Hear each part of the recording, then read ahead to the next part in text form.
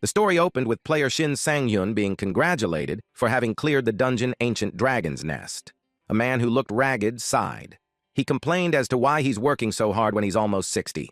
This is Shin Sang-yun at 55 years old. It's been 30 years since Sang-yun started living as a swordsman, but his best achievement is just that he was in his country's top 100.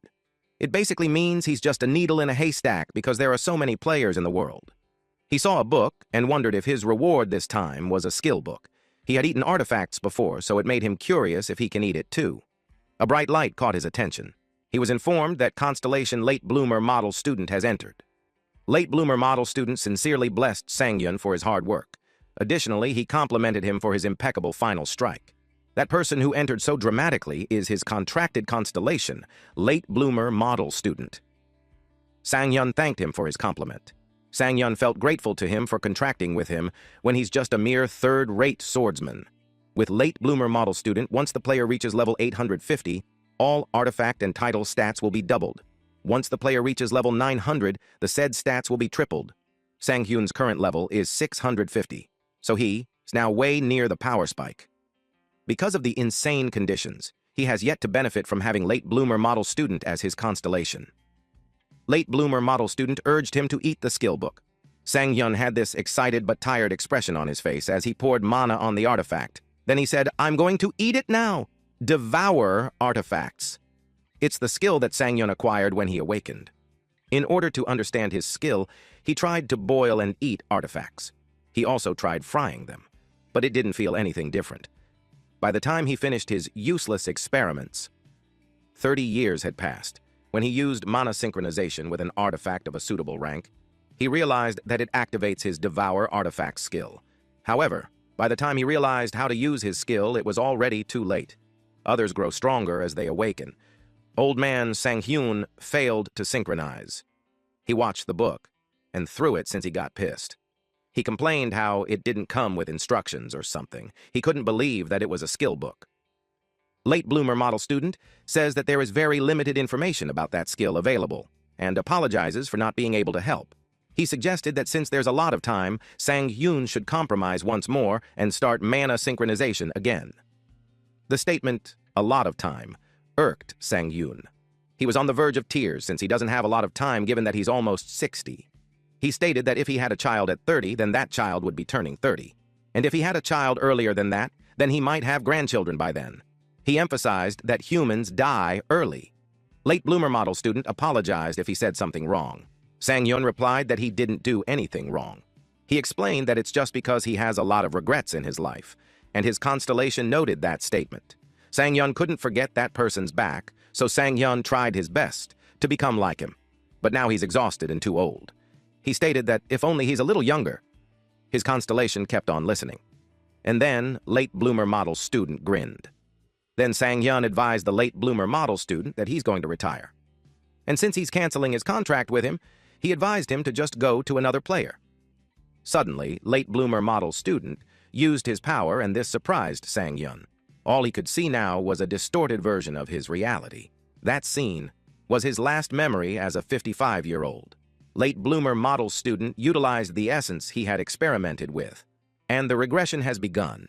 Dungeons and gates are basically the environments that awakened people, or in other words, players work in. He asked if that's correct. This person speaking is Park Jong-min, aka the player G, a reporter. A red-haired mature woman answered that it's correct.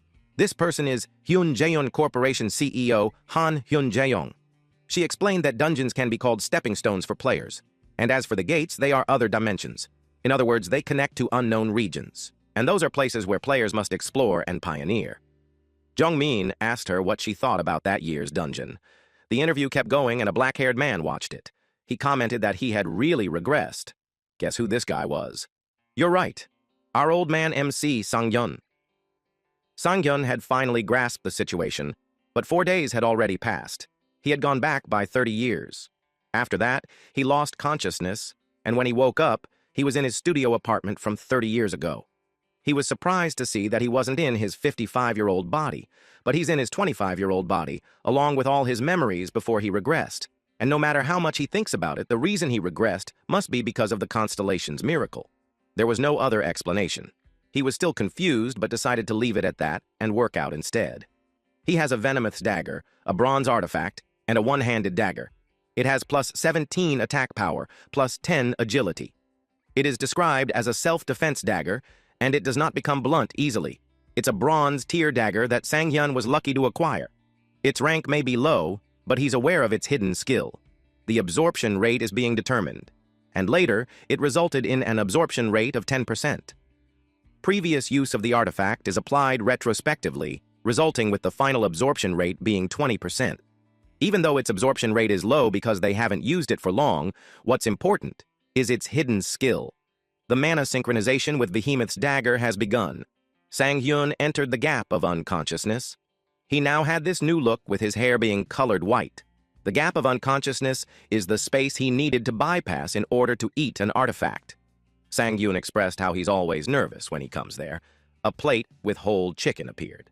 The system window informed him that the preparations to absorb Venomoth's dagger is complete. A rotisserie BBQ chicken drizzled with olive oil was served. Sang-hyun was relieved that it's a normal dish. He was worried something like a humid swamp centipede dish was going to come out. He commented that if it's a dish like this chicken, he can eat it any time. The absorption of Venomoth's dagger had begun. He had permanently acquired the stat +2 agility, and a hidden skill Demon Bash has been acquired. Venomoth's dagger, which has been completely absorbed, will disappear forever. Sang-hyun commented how it's a shame that it got destroyed, but it's not like he used it either way. Sang-hyun obtained a useful skill like he planned, and it was time for him to go. At dungeon number 85, Team Yoon Daekyung, someone called Team Leader Yoon Daekyung. Daekyung asked what the Porter Group leader was doing there. The Porter Group leader shared that one of his team members pulled out.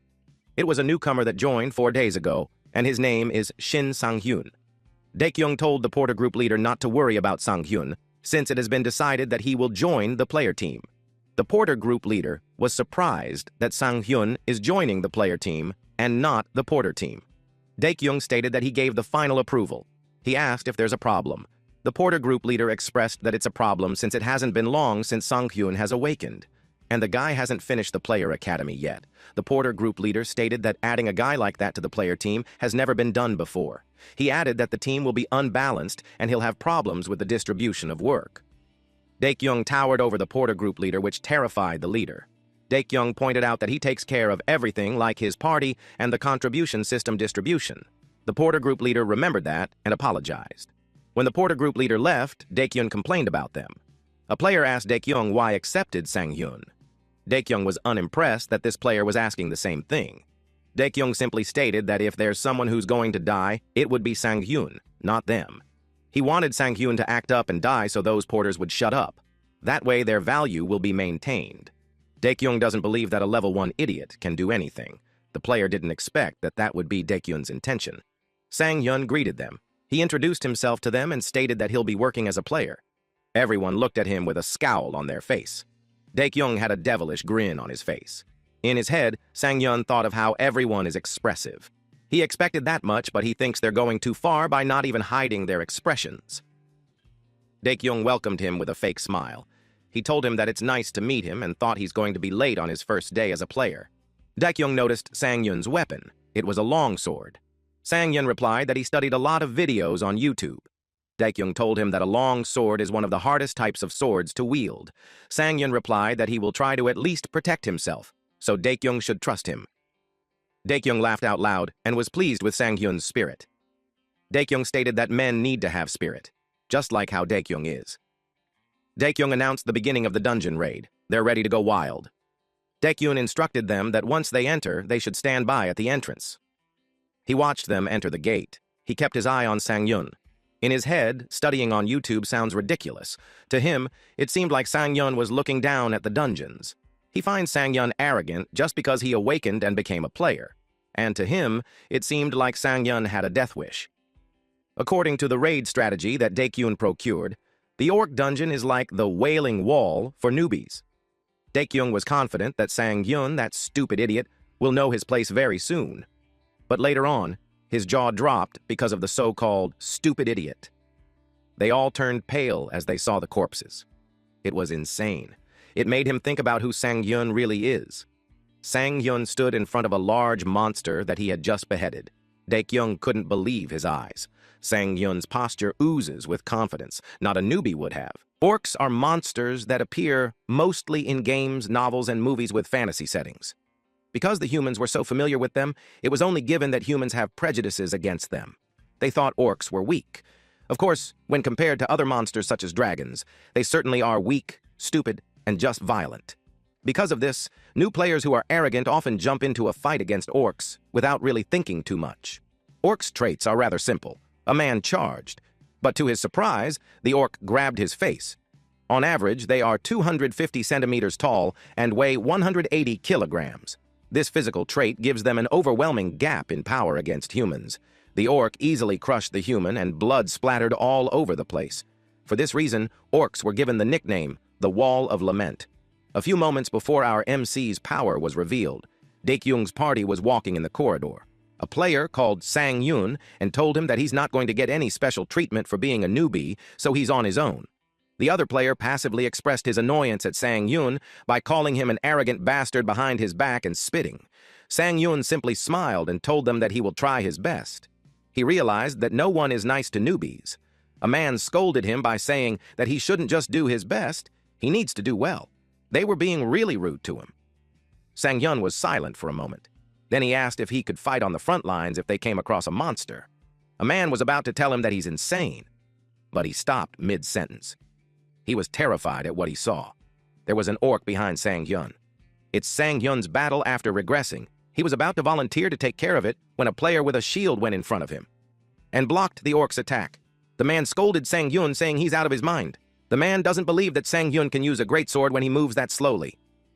Sang Yun told him that he doesn't need help. The player with the shield told him to shut up and prove his skill. Sang Yun told him to look in front of him. The man didn't finish spouting rude remarks. Suddenly, he gasped.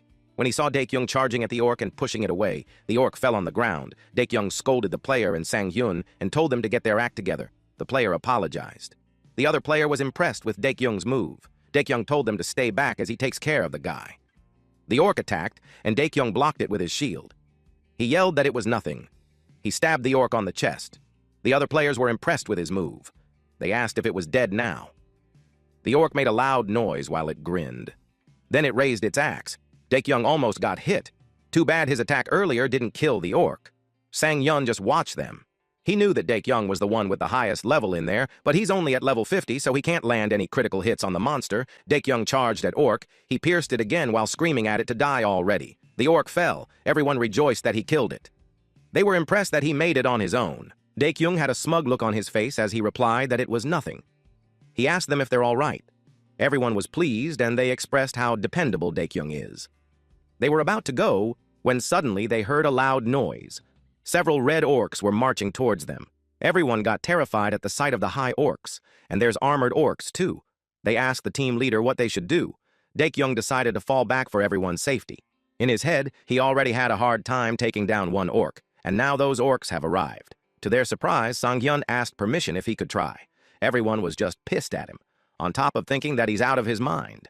Daekyung acknowledged that Sang Yun must be excited that he had awakened. He hadn't finished his sentence yet when he saw Sang Yun charging at the orcs. Daekyung yelled at him that he's going to get killed. With a single swing of Sang Hoon's sword, a high orc was defeated. Sang Yun commented that a great sword is nice. He made a clean cut too. Upon witnessing that, everyone's jaw dropped. They couldn't believe their eyes. A high orc was split into two. Sang Yun wondered if it's because he's still at level 1 that the slice didn't feel as clean as he knew it could get. About the player Sang Yun, he doesn't have title and constellation yet. He has an exclusive skill called Devour Artifacts. He has consumed one artifact. His HP is at 200, MP is 20, EXP at 40. The other orcs got agitated. Several orcs charged at once. Sang Yun uttered that he may be low level, but he has quite the experience under his belt. He charges forward while swinging his great sword, slicing up several orcs on his way. Another orc attacked Sang Yun. Sang Yun easily evaded that attack, and in just one swing, he sliced up that orc. He told the orcs that he had killed a lot of them when he was younger. The players had their mouths gaped open from the shock. They're starting to believe that Sang Yun could actually kill them all. Sang Yun was down to the last orc, and it was the armored orc. It's gigantic and has a huge shield too. It made a loud orc noise. When it attacked, the ground shattered. Sang Yun was serious. Sang Yun's great sword had hit the orc, but it only scratched it. Daekyung got worried because the skin of the armored orc was too thick and the attack didn't work. It was a dire scene. The armored orc was ready to attack again. Its weapon is just a few inches away from our MC. Sang-hyun smiled and said that they didn't need to be so dramatic. The armored orc was surprised. Sang-hyun activated the skill Demon Bash Level 1. Demon Bash is a hidden skill which has 15 seconds cooldown against the same target. It hinders a target, either a monster or a human, for 2.0 seconds. The success rate and time of hindrance depends on the target's skill resistance level. Sang-hyun told the armored orc to just stay like that. The armored orc made a loud, pained noise. Sang-hyun beheaded it, and blood flowed like a river. The players were all stunned. They couldn't believe what they had just seen. The corpses scattered in the area, leaving Sang-hyun the only one standing when he just awoke a few days ago. And the hindrance skill that he just used. It wasn't even ultra-short hindrance. Daekyung knew that even a named player's best was 1.5 seconds. They all think Sang-hyun is too skilled with the great sword. They started considering asking Sang-hyun on what kind of YouTube videos he watches. Daekyung couldn't get over that Sang-hyun used hindrance against an armored orc too. It doesn't make sense to him since Sang-hyun just awakened only a few days ago. He wondered where he got that damned skill. The system congratulated Sang-hyun for leveling up. He had fulfilled the conditions for a title. He had been given the F-rank title, Fearless Immature Puppy. Fearless Immature Puppy is at F rank and increases evasion by +5. Sang-hyun didn't really care about the level up, but the title is a bit unexpected. The system informed him that he has unused bonus stat points. He was required to choose which stat to raise by +1. Sang-hyun had already decided which state he would raise. I learned this too late in his last life, but the luck stat is directly related to skill hit rates and artifact drop rates. It's a necessity for him at the moment. The system informed him that his player's luck has increased. Daekyung asked him if he's really Shin Sang-hyun. Daekyung confirmed with him if the skill he just used was hindrance. He inquired where Sang-hyun learned that skill. In Sang-hyun's head, he answered that he just regressed and he's putting his skills to good use. He can't say that though, so he simply replied that he got it when he awakened. Daekyung was agitated and told him that it doesn't make sense. He told Sang-hyun not to avoid the question. He asked if it's actually because Sang-hyun got insanely lucky and got a diamond rank artifact, or even something higher. Daekyung was staring at Sang-hyun's sword when he said that. Sang-hyun offered his sword and asked Daekyung if he wanted to check it. Daekyung was surprised, but he accepted the gesture. He saw that it's a faded great sword, an ordinary artifact, a two-handed weapon with an attack power of +50. It is a normal great sword of normal design without any special abilities. Daekyung was surprised to know that it's really a regular great sword. So his next question was, if the skill is really Sang-hyun's. Daekyung felt bad since he's been running dungeons for 2 years, but he doesn't have a skill as good as Sang-hyun despite him being at level 50. He also thought about the pay for that day. Someone called the team leader and reported that the middle boss is up. Daekyung had a scowl in his face, but he replied that they'll get going. Daekyung told Sang-hyun that taking care of the minions became easy because of him, but he reminded him not to overstep too much. He told Sang-hyun that his nice skill isn't going to do anything against the demon orc that they will be fighting soon. Sang-hyun remembered the reason he returned to that party as soon as he regressed. Sang-hyun called the team leader. Daekyung expected him to say that he's scared, but Sang-hyun negotiated that if he kills the demon orc on his own, he wants the artifact. It's the reward for killing it. The party Sang-hyun chose to pay people according to their performance. The Crimson Stone is an artifact that can only be attained by defeating demon orcs. That being said, even after defeating hundreds of demon orcs, it is said to be difficult to obtain. Rather, its chances of dropping are extremely low. However, in Sang-hyun's past life, after their team failed to defeat the demon orc, they were lucky enough to see the Crimson Stone when another team was lucky enough to get their hands on it. Back then, Sang-hyun was all bruised up when he heard someone congratulating a captain. The captain was bald, had a round face and body, and he's holding the round Crimson Stone. The other players asked him how he managed to get it. He asked them if it would sell for a huge sum in the market. Someone is aware that it's one of the only artifacts with the delay skill. The captain told the player to stop talking so much because it felt like he's spitting. Back then, Sang-hyun was intrigued with the delay skill. That was the skill he desperately needed. So, at the present time, silence enveloped the room. Sang-hyun brought up the topic that the party distributes based on contribution, so if he defeats the monster himself, he assumes that there would be no issues. Daekyung was quiet. It's important for Sang-hyun to obtain the delay skill at that moment in preparation for the future events. However, most people would think badly of newbie players who are cocky like that. Sang-hyun expected that no one would take him seriously. They asked him who he thought he was. They told him to get off on his high horse when he doesn't mean that much just because he killed a few orcs. Sang-hyun told him to calm down. Daekyung told him to do as he pleased. The players were surprised with Daekyung's response, but Daekyung clarified that Sang-hyun could do that only if they failed to defeat the boss. Only then can they enter the dungeon on their own and kill it himself. In Sang-hyun's head, it was easier than he thought. Sang-hyun confirmed if it meant that he'll be stepping out of the battle. Daekyung told him to do as he pleased. Then he started walking forward. The players hurried to catch up to him while telling him to wait for them. In Daekyung's head, that cocky bastard acts like he is the shit just because he has one broken skill. Daekyung told himself that he will make sure to clear the dungeon and shush Sang-hyun. He pushed the door open while thinking that he will show Sang-hyun that experience is what matters on the battlefield. Daekyung was surprised to see the inside.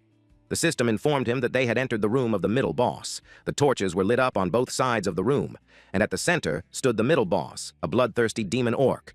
He instructed everyone to prepare for battle. Although the monster looked intimidating, he had heard that it is easy to defeat. He ordered the players to circle around it and attack it from the rear. In Daekyung's mind, he won't let Sang-hyun have the chance to solo play. Daekyung decided to take the lead. But in a blink of an eye, Daekyung was lying on the floor while his forehead was bleeding. He was dumbfounded as to what happened. Sang-hyun was worried when Daekyung and the other players started running. His expression was funny when he thought that Daekyung and the others would just charge at it head-on. It's the reason why they failed back then, too. The players were scared and were backed into the corner. They knew if it kept up, they would die. Daekyung wondered why it was so strong. Even the previous high orc, too. He realized that he shouldn't have taken the advice he got from the markets. Daekyung ordered everyone to retreat, but then he saw Sang-hyun, who smiled at him when he heard that. They think something is wrong with Sang-hyun for still wanting to solo play. Regardless, Daekyung ordered everyone to retreat. Since it has low peripheral vision, they will make a break for it on its flank. Everyone was relieved to hear that order from Daekyung. Daekyung addressed Sang-hyun. He emphasized how he warned him already, and if he dies, he shouldn't hate him. Sang-hyun smiled and replied that Daekyung shouldn't worry about him. With conviction, Sang-hyun stated that he won't die. The demon orc charges at Sang-hyun. If they purely compare the stats of the demon orc and him, he would never be able to win. However, with all the experience Sang-hyun had gained, he slashed the demon orc. It growled loudly. The players stopped when they heard a clunk. It meant that Sang-hyun managed to deflect the axe. Sang-hyun expressed that his hand stings. It made him realize that deflecting the attacks is all he can do. The demon orc growled again. Sang-hyun set his eyes on the crimson stone chained on the demon orc's chest. It's been a while since he saw it. The reason why Sang-hyun is obsessed with the crimson stone is the special effect combining the delay skill and his own status skill, Demon Bash. It is hard to see how the 2-second stun that Demon Bash currently has can be improved considering it is pretty decent. However, with his proper skill, Devour Artifacts, he is able to combine the effects of the different skills, which gives him an idea to try and see what will happen if there is a skill that allows him to stack the stun effects of Demon Bash. That would be the ideal combination of skills, giving him an infinite stun. So, if he can get the delay skill, it is more than possible. He challenged the demon orc to come at him. The demon orc made a loud noise. Then it raises its axe and charges at Sang-hyun. That's exactly what Sang-hyun wanted. So, he can find the monster's weak spots. The demon orc's axe hit the ground. Demon Bash level 1 has been activated. The demon orc was stunned for 2.0 seconds. Daekyung couldn't believe that the skill worked on middle bosses. It's such a broken skill. Sang-hyun knew that orcs are simple, but he expected more from the demon orc. But then Sang-hyun was caught off guard. The demon orc had kicked him. He used his great sword to stop him from flying further backwards. Sang-hyun admitted that he forgot about that. The demon orc has self-regeneration ability. The demon orc's self-regeneration ability has lifted the stun effects early. In order to stun it again, Sang-hyun needed 15 more seconds, and it's why he needed delay. He decided that if he can't stun him, he will defeat him instead. The demon orc charges at him once again. To Sang-hyun, defeating him was simple enough. Daekyung watched them, but the other player told him that they have to go at once. The player commented that Sang-hyun's skill isn't even working. Daekyung asked why. Daekyung knew that the stun skill doesn't work, and there is a massive gap between the stats, so it's a puzzle to him on how Sang-hyun could still make a face like that. Daekyung questioned if he's truly a newbie player. Sang-hyun had experienced the same situations in the past. If he's too weak, he just needs to focus everything on one point. He abandoned cutting the enemy. Instead, he used their strength to his advantage, to pierce through. Few moments later, lots of broken weapons could be seen. The system congratulated him for defeating the middle boss, Demon Orc. Sang-hyun had leveled up. He had obtained the E-rank Demon Hunter title. The title gives him health regeneration by 5-fold when facing middle bosses or above. Now, Sang-hyun has 2 titles. He guessed that it's the benefits of being a solo player. He saw Dae-kyung and the other players marching towards him. They were all dumbfounded. In order to avoid situations like that, one thing came to Sang-hyun's mind. He acted like he almost died. Then he buttered up at the leader, saying that he would have been dead if not for the leader dealing that damage earlier. He convinced a player, and this player asked Dae-kyung when he would do damage like that. Dae-kyung was confused. Then it sank in. He watched Sang-hyun, who has a smug look on his face. His expression conveys to Dae-kyung not to be stupid. Dae-kyung saw the Crimson Stone. Dae-kyung interpreted Sang-hyun's message as to keep his promise. He mumbled to himself that it's his complete defeat. He announced to everyone to pay attention. Now that they have defeated the middle boss, they need to get ready for the final boss. They ascended the stairs with their morale being boosted. They still don't believe that the newbie managed to defeat that thing on his own. They wished for that stun skill too. But the other player told him it's useless, since it doesn't work on middle bosses. Now that the audience is gone, it's not time for Sang-hyun to eat the Crimson Stone. This is a silver artifact, which is an accessory that has the special effect called Delay, and it increases health plus 10 and strength plus 10. It is a rare item that can be obtained by defeating the Demon Orc, a crystallization of strength, tenacity, and endurance. Our boy didn't waste any more time and entered the gap of unconsciousness. Sang-hyun was served by Master Chef's Bibim Naengmyeon with meat jelly. He was pleased. It felt like everything was going his way. The system informed him that he is ready to absorb the Crimson Stone. He took a bite, and absorption of Crimson Stone was in progress. Per the 20% base stat absorption rate of silver rank, his strength and heath stats increased by +2, and he gained the special effect Delay. He can now add the effect of Delay on his skills. That made Sang-hyun nervous for some reason. He binds it to Demon Bash. He was informed that the effect of Delay has been added to Demon Bash. If he uses the Demon Bash before the first stunned state is over, he is guaranteed an extension into a second stunned state. The third has a 90% chance, the fourth has a 60% chance, and the fifth consecutive use has a 30% chance to continue extending the stunned state. Sang-hyun's consciousness came back to his body. Sang-hyun was happy that there is a guaranteed 4-second stun. He only guessed it would be possible theoretically, but it did work. Dae-kyung approached him so they could talk. Dae-kyung told him that right in front of them is the final boss room, the Orc Berserker. Sang-hyun asked if Dae-kyung wanted him to join in. Dae-kyung replied no, which surprised Sang-hyun. Dae-kyung stated that he would be a failure as a leader if he didn't utilize a member like him. He extended his hand for a shake hand and invited him to work together. Sang-hyun clasped his hand with Dae-kyung, saying that his conditions are still the same. Dae-kyung agreed to it. The yellow-haired player approached Dae-kyung to report that they are ready to enter the boss room. Dae-kyung replied that they should get going. He advised everyone to keep their guards up. The yellow-haired player had a scowl on his face. Sang-hyun noticed that and was confused by it. Dae-kyung boosted their morale by saying that it's the final stretch and afterwards they will go drinking. Sang-hyun wondered why the player glared at him. At dungeon number 85 final boss room. The final boss looked scary with its sharp, huge teeth and grim appearance. The final boss is called the Orc Berserker. It had long hair that covered its face. Dae-kyung told Sang-hyun that he will go in first. But Sang-hyun stepped forward and told him to stick with him.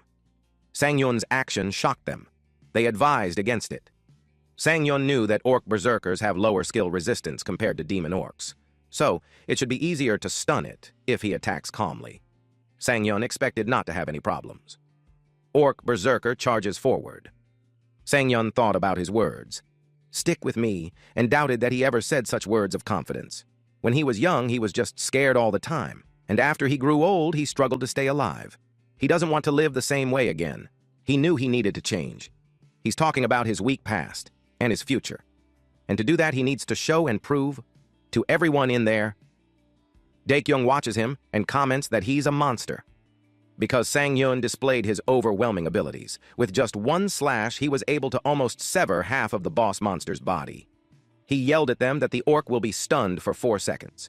Demon Bash Level 1 has been activated. He urged them to go in and nuke the Orc Berserker. The Orc Berserker was in pain. It was slashed all over its body. The system congratulated them for defeating the Orc Berserker. And they have cleared the dungeon called Altar of the Crimson Orc. The black-haired player with a shield commented that the dungeon was easy. Another player replied that stun made things easy. The porters wondered if Sang-Yun had a personal porter already. One of them plans to ask him. But the other porter didn't like that, because he wanted to ask too. Seeing how fast they turned against each other made Sang-Yun feel uncomfortable. The system informed him that he leveled up and obtained the D rank with Overwhelming Power title. This title makes his status effects last 10% longer. He commented that he's harvesting a lot of titles. He never got titles in his previous life, but still, it was nothing compared to a certain man. He's talking about Do Gyung-soo, the Ghost Blade, title collector, the complete sword.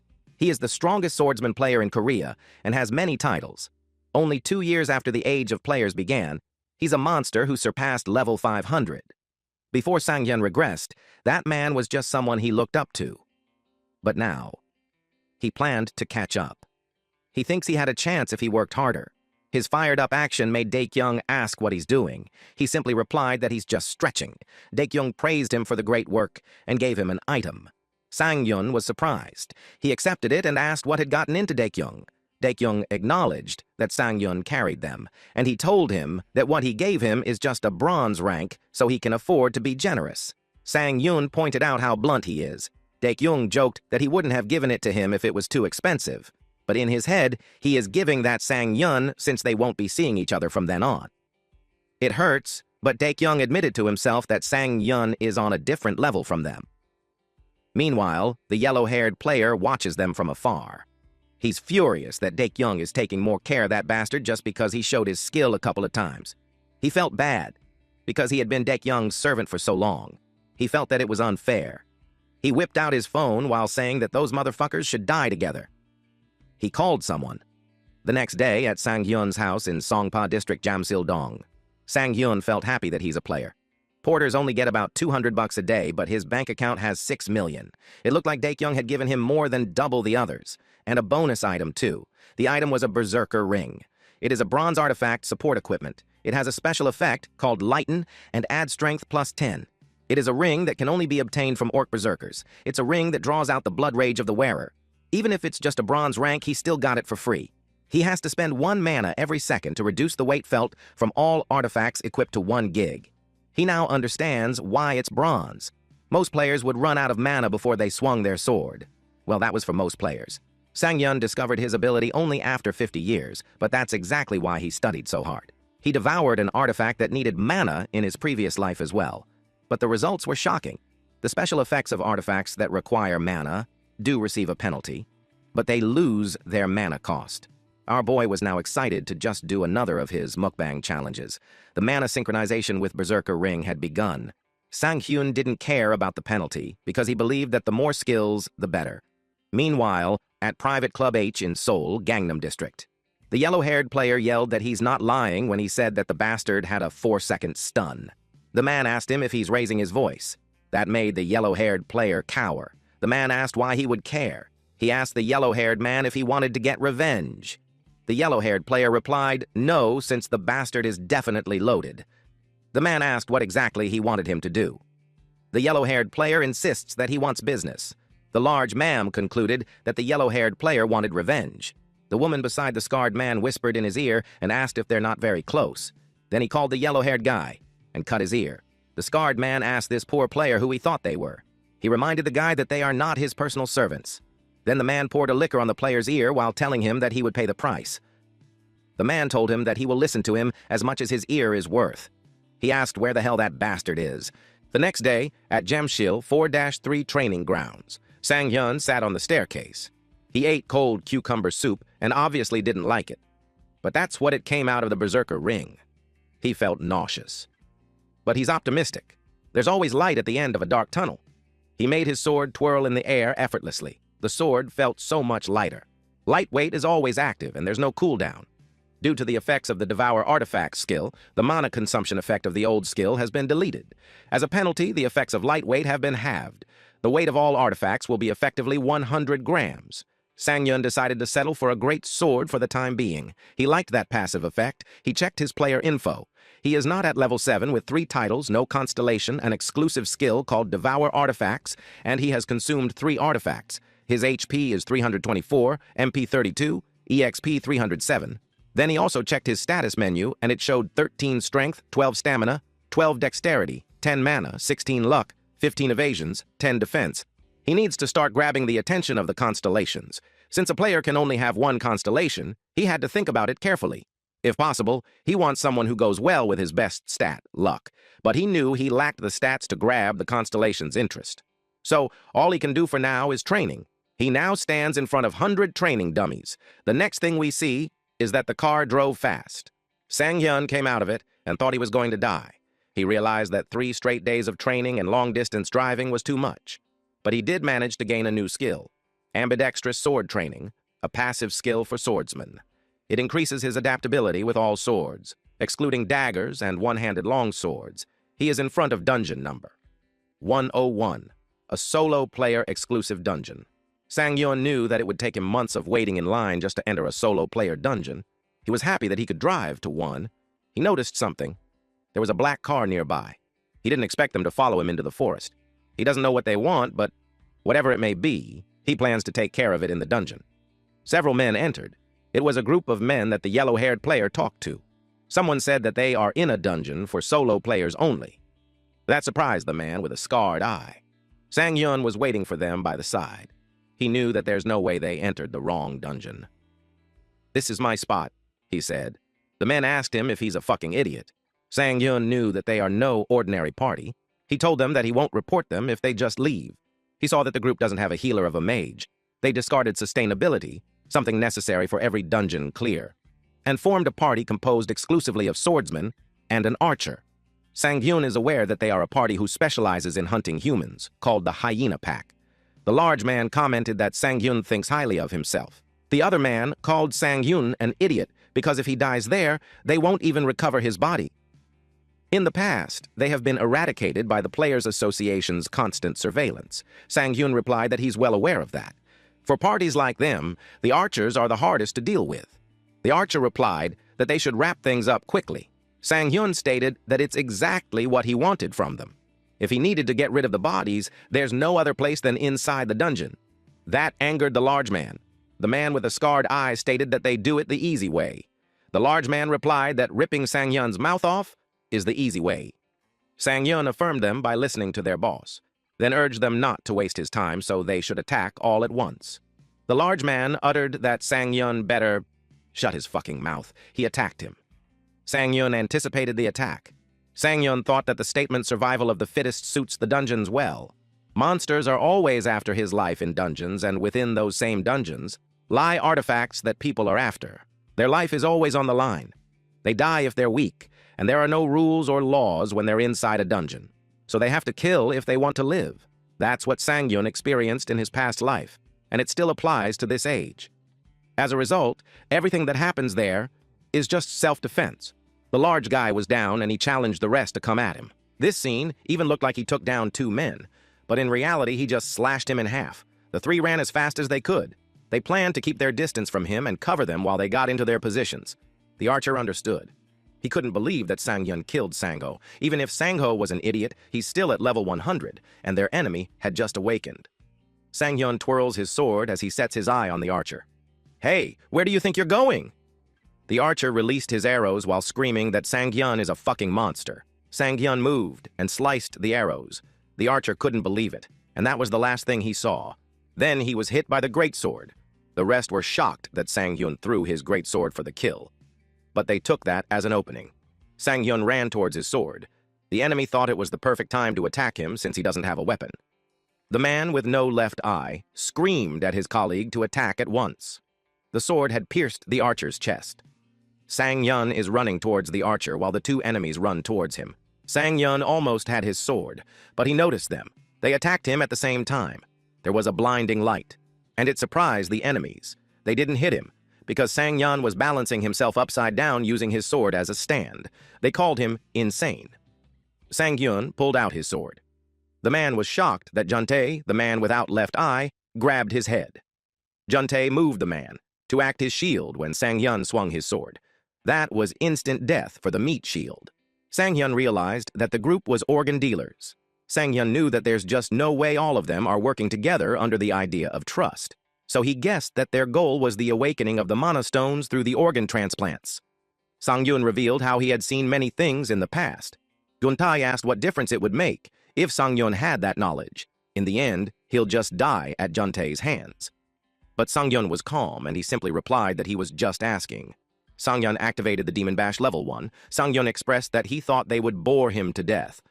Juntae was stunned for 4.4 seconds. Juntae was confused about how stunned he was. He remembers the small cuts he had on his fingers when he shielded himself using the other man. But he couldn't believe such a broken skill would exist. Sang-hyun announced that it was over. That made Juntae confused even more. He refused to die that way, especially when he's the one who always kills. He used to be friendly with the newcomers, and they would trust him, but in the end, he would kill them. Juntae was used to being the predator. Sang-hyun asked him if he hadn't experienced it before. He probed if Juntae is scared now that it's his turn. Few moments later, blood stained the ground. Sang-hyun wiped his sword while telling himself that he shouldn't get used to situations like that. Now he feels that there's no chance he'll get a constellation. Then he argues that it was self-defense. He glanced at the weapons on the ground and acquired all those artifacts, a really profitable loot. Sang-hyun wore his coat. He is now at level 10. He already consumed 11 artifacts. His HP increased to 400, MP 50, EXP 12. All his stats had increased too. He wished he could have avoided the situation, but based on results, he thinks it was worth it. He's glad that he didn't get fat from eating artifacts. Though, just based on the stats, he's basically as strong as players who have reached level 50. He commented that his growth rate is crazy. He checked his pocket and took out a ring. It is called the Recovery Ring. It uses 10 mana to cleanse any status abnormalities immediately. If used again within the next minute, the mana consumed will double. The large guy that charged at him in the beginning had that ring. It was unexpected. But then Sang-hyun realized that if he had put his trust in his stun, he could have been fucked. He knew to be careful next time. The mana synchronization of the recovery had begun. At dungeon number 101 Internal Access Road. The goblins walked on that path. Then one goblin noticed something. It was Sang-hyun. Sang-hyun approaches them carefully. The requirement to obtain the Lucky Day title was to kill 500 monsters with eyes closed. The goblins were confused, until it noticed something. It liked the shiny sword. Upon seeing that, it drooled.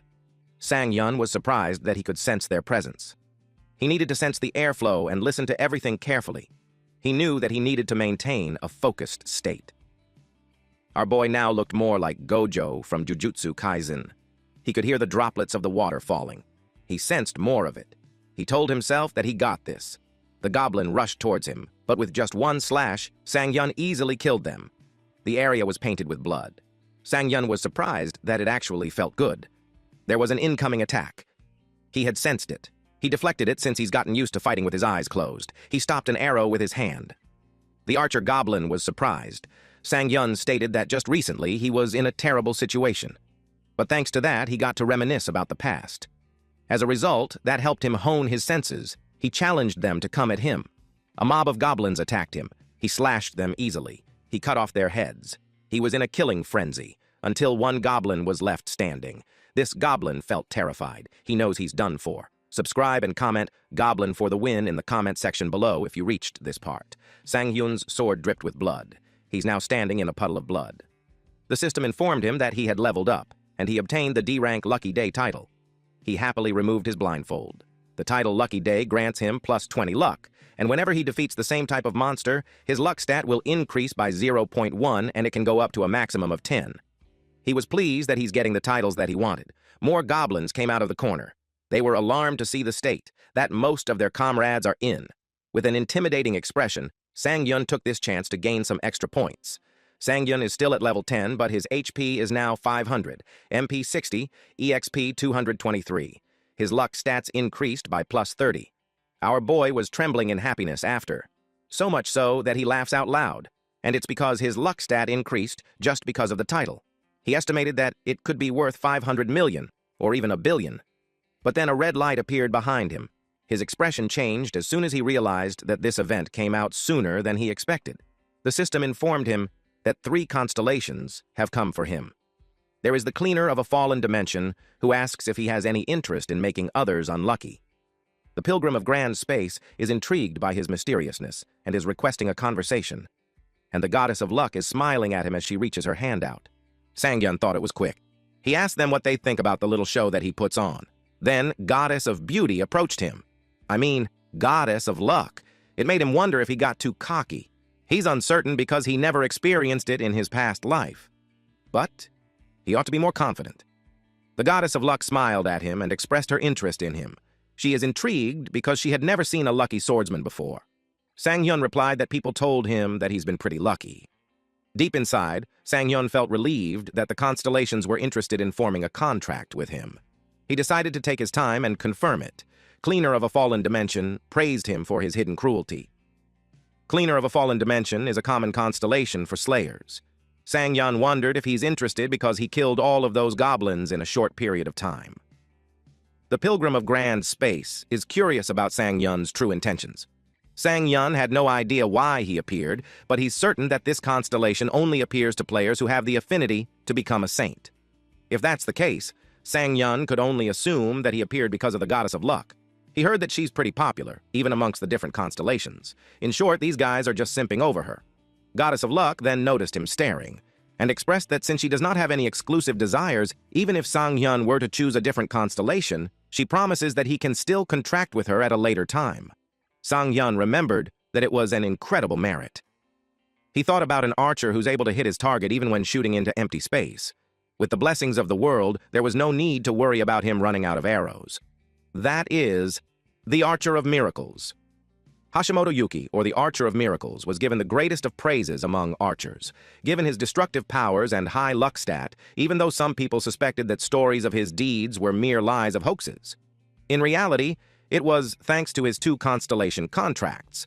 The one who allowed the impossible to be possible was the goddess of luck. Sangyun informed them that since 3 constellations appeared before him, he would have to think about it. The 3 constellations insist that he ignore his worries and decide his own fate. One constellation argues that he might have made the wrong decision. He knew that Goddess of Luck is an amazing constellation, but if he considers the possibility that he won't have any other constellations visiting him, Sangyun's decision here will decide his fate as a player. At the end of his first 10 years as a player, only one constellation decided to reach out to him. It was the late bloomer student. His appearance was like a ray of saving grace to him. Sangyun was delighted. Although it was miserable up until then, he thought he had a bright future ahead of him. However, nothing changed. Nothing happened until he turned 55. He never knew how much help a constellation can be. It was all because of those ridiculous requirements. Although the power of a constellation is important in a player's career, he was never able to use it. In fact, Sangyun never bothered to use it. But in the end, he was able to regress thanks to the late bloomer student, so he ought to be grateful. But that also meant that he needed to be careful. He had to assume that he won't be able to regress again. He had to decide between holy powers, destructiveness, and luck. He thought about it. He pressed the accept button. He had signed a contract with the Goddess of Luck. The Goddess of Luck was a bit surprised. Sangyun was informed that even if he were to die, the player's contract with the constellation will be valid for 30 years. A being from another dimension carefully observes Sangyun and Goddess of Luck as they sign their contract. 15 friendly constellations are congratulating Sangyun on his contract and wished him the best.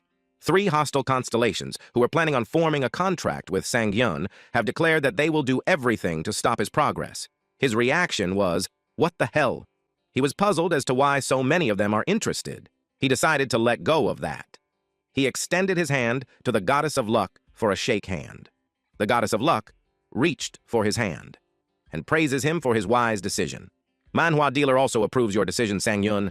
Great choice. Good job. Sangyun then glances at the screen and asked him for his wish. He has 3 options. A. All attack attempts will result in critical hit. B. Obtaining an artifact with a rank of unique or above will unlock its effect. C. He has a 100% chance to obtain an artifact from middle boss and boss monsters, even if their rank is low. Sangyun's jaw dropped. All of them are broken skills. The Goddess of Luck looked proud. And it's not over yet. Option D is that when he uses the points he can gain when he levels up, he can increase his stats by 2 with 1 point if he had invested in luck. The effect will be applied to all bonus points that have already been used. Receiving the 100% critical chance and a guaranteed artifact drop made Sang-Yun emotional.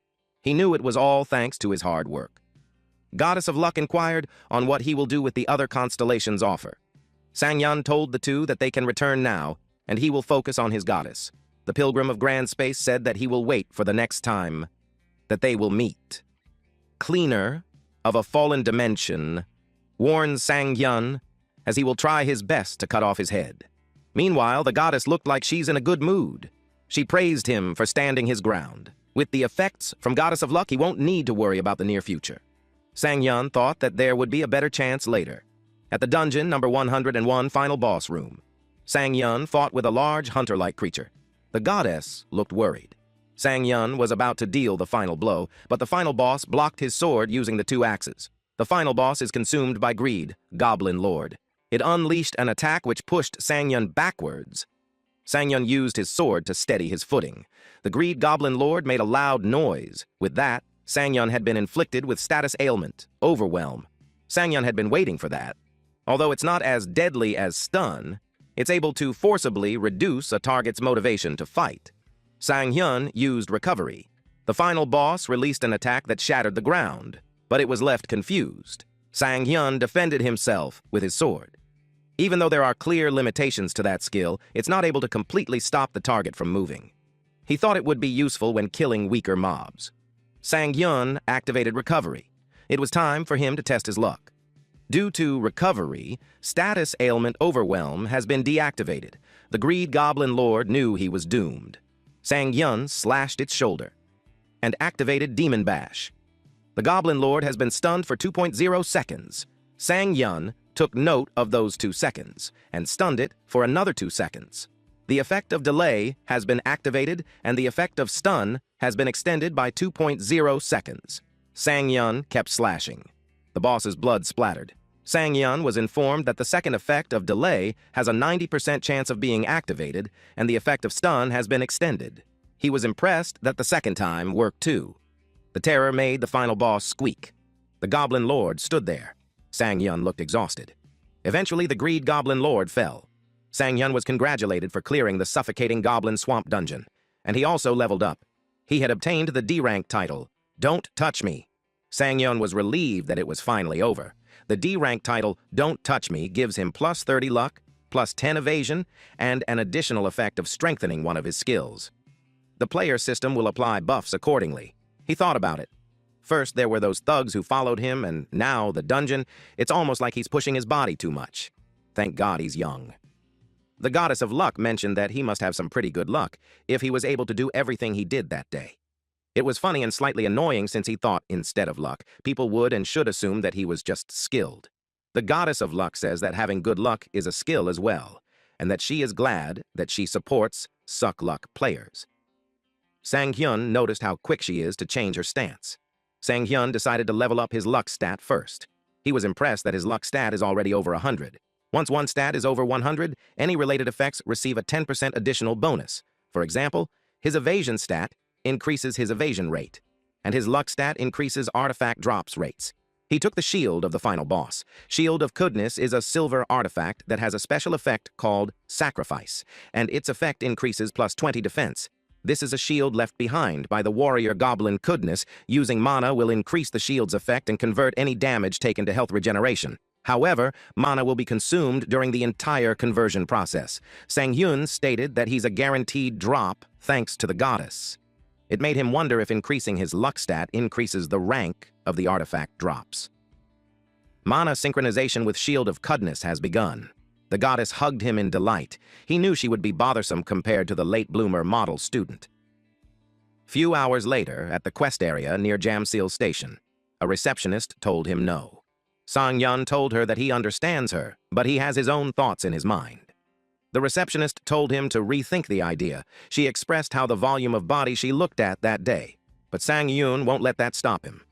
2 hours ago at Honam Expressway, he was worried since it was a shield that the goblin used, but he's glad that he only got rice and kimchi. His car started to sound funny.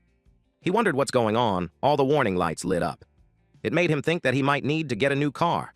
The car is one thing, but he also needs to move soon. Being at an awkward level, he's statistically more likely to be involved in more crimes, and he can't keep living in constant fear.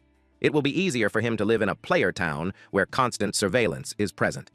And with all the artifacts, he would need to think about buying used equipment to make the process easier. It made him lost in thought, because for all of that, he needs money. He needs a lot of money, and at present there is only one place where he can make that much money. The system was created alongside the age of players. With its appearance came quests and an organization that manages those quests, the Players Association. In a system controlled by the Players Association, he can do it. Sang-hyun was determined to do it. With that, he's off to Quest Arena. At the present time, he has made no progress. The receptionist encouraged him to just enter an appropriately suited dungeon for him. She asked why he's insisting on entering a level 100 dungeon. Sang-hyun tries to convince her that he won't cause any trust issues. Even though he's only 17, going to a low-level area would be a waste of time for him. The woman told him that someone said the exact same thing, but the result put her into tears. She begged him to just go to a lower-level region. Sang-hyun understands what she's saying. Plenty of people have died because they overestimated their abilities. However, he decided to remain steadfast. A woman approached them and asked what the issue was. The receptionist replied that it was nothing. She's Kim Miso from the Eden Guild. She is at level 100 and an A+ player. Kim Miso is nicknamed the Marksman of Devastation. She's the first player to reach level 100 and earn the title of Marksman. Although her skills are incredible, what makes her stand out is that she is the daughter of Shinsung Biotechnic's president, Kim Yunchul. What this means is that Kim Miso, also Shintaeri, the shadow assassin who is known for her title and for being the nation's greatest assassin player and one of the nation's greatest swordsman player Cho Jinho, are members of the same guild. And that guild is Eden. Miso is the daughter of the majority shareholder corporation of the Eden Guild. In other words, she was born with the greatest diamond spoon in player history. She told Sang-hyun that she had never seen him before. She told him that she watched him. She inquired if she's interested in starting a level 100 quest. Sang-hyun admitted that he needed the money. The other players noticed that Miso talked to Sang-hyun first. They thought badly of Sang-hyun. One player told them to leave him since he's just a newbie. Sang-hyun heard the gossip of these bastards.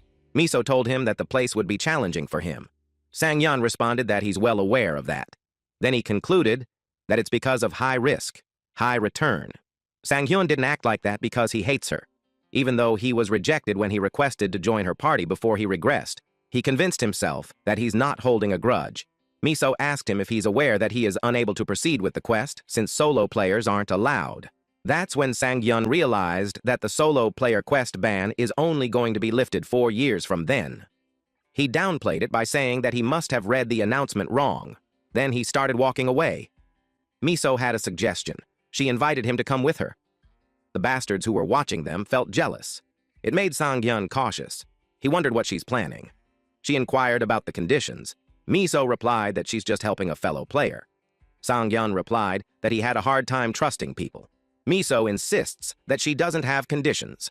Rather than a condition, she wants him to make a promise that if he happens to disappoint her, he will pay for it. However, if he can back up his words, she will apologize for his actions. Sang-hyun realized it, that she wanted to test him. Miso's influence doesn't stop at being a player.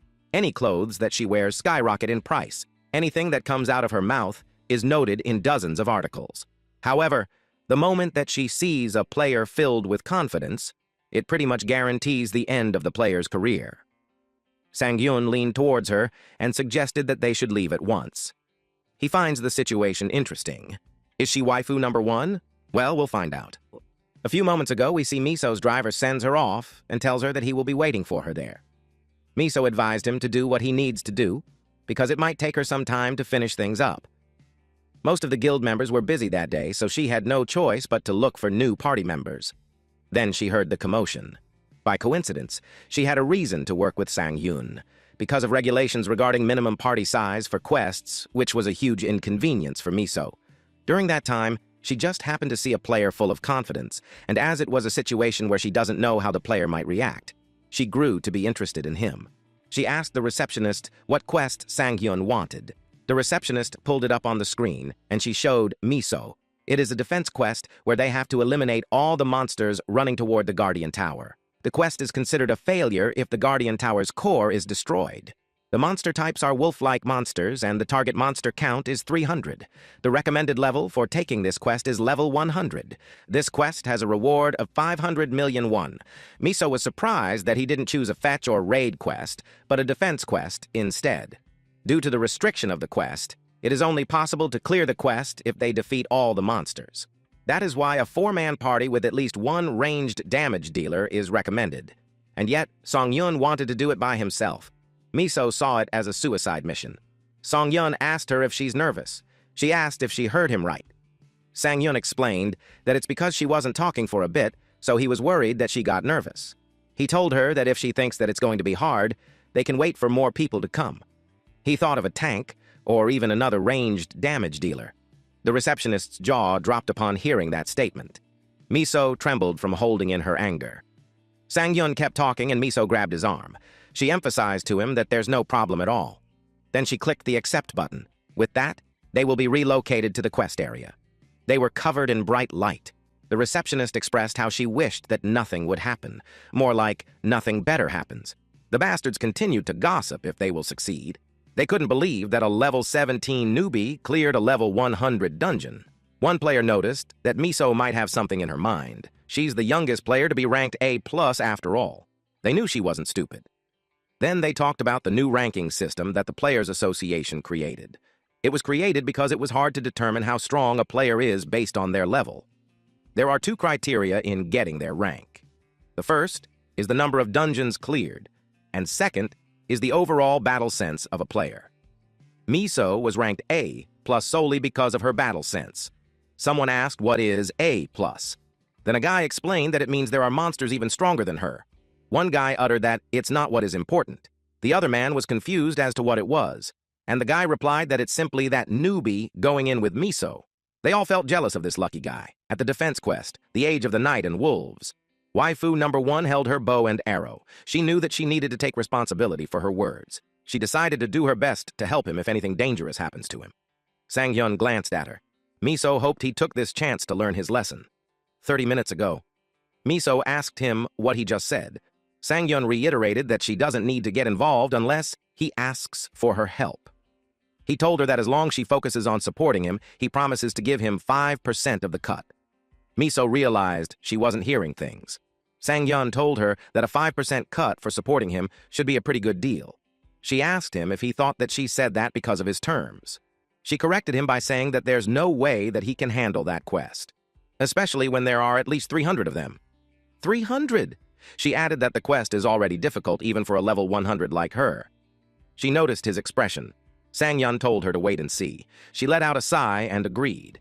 But she renegotiated that she gets a 1% cut increase for every monster that he missed, and he won't get anything if he loses 95 of those monsters. The monster appeared. It growled fiercely. Sang-yun told Miso that it won't ever happen, because he plans to take care of them all. The monsters attacked him. Miso was confused. Sang-yun swiftly slashed the monsters. After killing a few of them, he swung his sword to get the blood off. Sang-yun commented that the monsters made some pretty pleasant sounds when they died. Miso started thinking that he wasn't just an ordinary arrogant player. She saw that there were no flaws to his strikes. His stance emphasizes his superior reach. This is what Jinho, a warrior who played in her guild, talked about. A perfect balance of offense and defense. And on top of that, Sang-yun avoids any pointless movements and slays multiple enemies with each strike. But she knew that he still had a lot to improve, and there were just too many of those monsters. She thought that they are not monsters that an ordinary level 17 player can handle. But seeing the grin on Sang-yun's face, she doubted her belief. Then she noticed that something was off from the start. She saw the monster's behavior. Sang-yun activated the Demon Bash skill. The monsters are motionless. She wondered if he used stun. Her excitement made her lose balance. Meanwhile, our boy was still busy fighting the wolves. Miso was on the edge of the wall and almost fell. She argues that anybody could tell that Sang-hyun just used stun. Even though he's being conservative, it looked like it lasted for 4 seconds. If it did, it would mean that his stun lasted longer than Jinho. If that's the case, he'll have more than enough time and resources to defeat all those monsters. It made me so curious on who he truly is. Sang-yun noticed something. The normal wolf-type monsters were being ripped apart. They were thrown in the air as if something bumped into them. Sang-yun uttered, "There you were." He's talking about the black wolf. It growled loudly. Sang-yun had never faced this in the past. He wondered why he felt a sense of nostalgia from seeing it. Due to the black wolf, Sang-yun is currently under the effect of debuff and stun. He was surprised that it used the same skill as his. Then the black wolf released lightning towards Miso, who was on the rooftop of a tall building. She was safe because of a barrier. It is due to her current artifact, so she's saved from debuff and stun. She just remembered that the black wolf used stun too. She felt ashamed that she's there trying to criticize Sang-yun when he's in danger. She pulled her bow back. She assumed that Sang-yun has a way to activate stun on his enemies. But for him to have a method to undo the effect, especially for someone at his level, Miso thought that it was unlikely. Sang-yun activated recovery, and the effect of debuff and stun has been deactivated. He charged forward. Miso couldn't believe it was possible. A nearly perfect swordsman's stance and an extremely long stun. On top of that, he has the ability to deactivate debuffs. All this when he's only a level 17 player. Unbelievable. Sang-yun asked the Black Wolf if he's surprised. Sang-yun understood that it made sense, since the prey, who should have been affected by the stun, suddenly started moving again, and in that short moment of panic from the Black Wolf, Sang-yun stabbed it. It gave him the chance to seal the deal. The Black Wolf made a cute kyang sound upon realizing that it was doomed. It was like this monster was affected by a stun. Sang-yun emerged from its tail and complained that the blood got all over his clothes. He thought he would get away if he slid under the Black Wolf. Since he's already dirty, Sang-yun decided to have some fun. Miso watched him from the top of the building. She looked impressed and baffled as to who the hell is that guy. Sang-yun sat on the corpse of the giant wolf. At this point, he had defeated 299 out of 300 monsters. The system notified him that he had leveled up. With that, he obtained the D-rank title, No Fear. With that title, any status debuffs caused by wolf-like monsters are ignored. However, boss monsters are exempt from this. He glanced behind him to check Miso on top of the roof. He grinned as he realized that she's starting to see his skills. He could tell that she was full of contempt just watching him clear the stage. That made him decide to keep putting on a show and being the finale. A large wolf growled. It was the final boss, Full Moon Wolf Lord. It let out a powerful punch. He remembered that irregular attacks are its specialty. It was confused when Sang-yun jumped high. He told the wolf that in 30 years, all its attack patterns will be analyzed. He slashed it since he knew every move that it would make. The system notified him that due to the Lord's skill resistance, Demon Bash has not been activated. It was the first time it didn't work, and it must be the final boss's perk. Miso commented that Sang-yun was insane. She noticed how there aren't just a handful of things to note about him, and not only does he have a method to deactivate the stun debuff, but he's also capable of handling that heavy-looking sword as if it's a feather. The Wolf Lord growled loudly. It tried to bite him but missed. It glared at him and growled. He deflected its paw with his sword. Then the Wolf Lord got confused. Miso noted that he's also aware of every irregular move pattern of the Wolf Lord. Sang-yun was aware of everything, especially when he had done that countless times. Miso identified the worst thing about him, and that is his attitude to prove his strength to her. While he was dealing with the Wolf Lord, their eyes met, and he smirked at her. It made her curious on who he truly was. The battle continued at the bridge. It was taking longer than Sang-yun initially thought. And now, he's out of cool tricks to show Miso. He expects the Wolf Lord to be tired by now, but it was still full of energy and was chasing him at full speed. At the rate they're going, he'd pass out before it. His HP is at a critical level. But he noticed something. It was a familiar pattern, where the Wolf Lord used his strong attack as bait for a counter so that he can go for a piercing attack. It was the signature attack pattern of the Wolf Lord that took the lives of countless players. And although he hadn't used one of his techniques in combat yet, he was now desperate. He cut off the wolf's arm. But the Wolf Lord raised its other arm. Miso turned pale as she witnessed Sang-yun being clawed by it. She fell on her knees, and tears pooled on her eyes. She called herself an idiot. She realized that she doesn't have the right to call herself a player. She realized that even if Sang Yun has shown incredible feats of strength, she let her guard down and allowed it to happen. She apologized to him. To her surprise, a bright light suddenly appeared. The system notified that the shield of Kudness has crumbled into a pile of ashes and was lost forever. Then, the special effect Sacrifice had been obtained. Sacrifice bestows healing and has a 30 seconds cooldown. With it, all damage dealt to a specific body part is converted into healing. If the damage dealt exceeds the player's total HP, the player will regain health equal to their max HP. Sang Yun found out about this conditional healing skill earlier. The system prompted him to pick a body part to apply Sacrifice on. The system showed him points in the body. He couldn't believe it was that specific. Now he had to choose between 16 body parts. Thinking logically, choosing his rear side would be safer.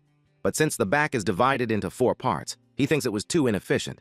So to him, it made much more sense to select the front part of his body. And it worked. Due to Sacrifice, he has regained his max HP. Even if he missed even a little, he would have died. But it was unfortunate for the Wolf Lord. With that, Sang Yun's worries were taken care of both at the same time. Demon Bash Level 1 has been activated. He didn't expect that when he cut off the right arm, it would break through the Wolf Lord's resistance, causing it to be stunned. At this point, Sang Yun pushed his luck. Later on, Miso stood in a pool of blood. The Wolf Lord was defeated when Sang Yun's stun worked on his 3rd try. But it was still good enough. He saw Miso approach him. She stared back at him. She sighed and told him that he should have informed her that he had a healing skill. She really thought he was gone. It made her ask him if he's living a second life or something, since he knew all of the Wolf Lord's attack patterns. She shared that she met countless players before, but she thinks that he's the first to baffle her that way. She was about to conclude what she's saying, but when she saw his expression, it made her stop mid-sentence.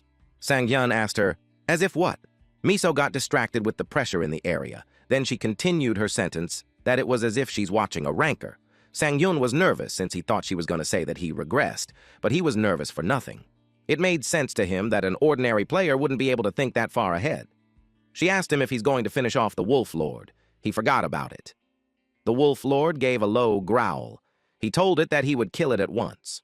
After that, he obtained the C-rank title, Face Off. He checked his stats.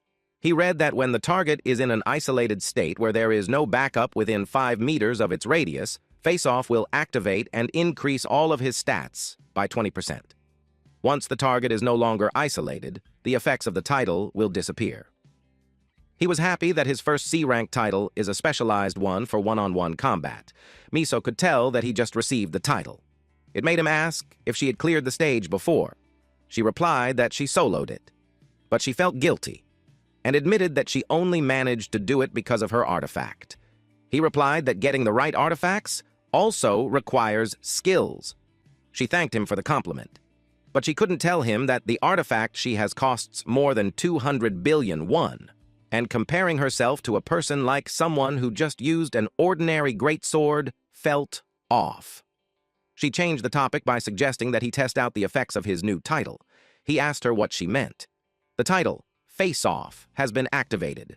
The system notified him that there is no else within a 5-meter radius from the target, except for him, so the effects have been activated. He canceled its effects. Then Miso informed him that she had to head out first since she needed to call her porters to help move all of their loot. Since loot drops and monster parts are part of the quest rewards, calling a porter is the next logical step. He could tell that he made a good impression on her since he did all the work. Miso remembered to tell him that she'll give him a 5% cut of the quest rewards. He didn't expect that. He thinks it's unfair to her.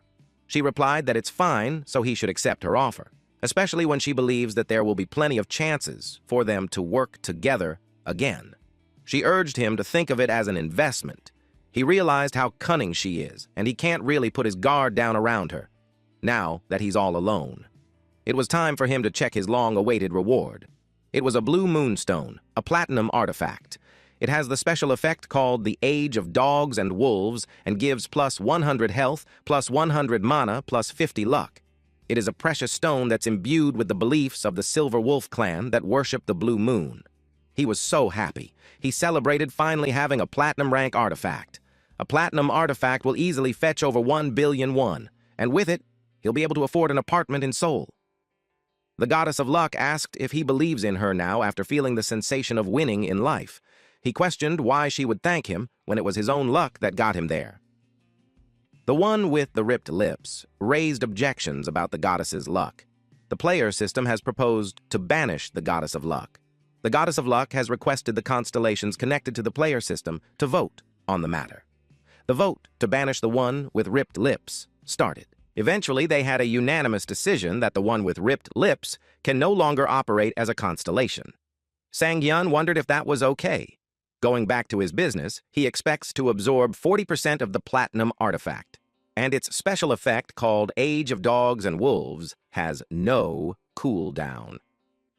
While the moon is up within the dungeon, the user's health recovery and regeneration rate will increase by 5 times. Also, regardless of whether the moon is up or not, any dog or wolf-related monsters will be permanently stunned when faced with the user in possession of the Blue Moon Stone. In other words, he'd be basically invincible against those dogs under a full moon.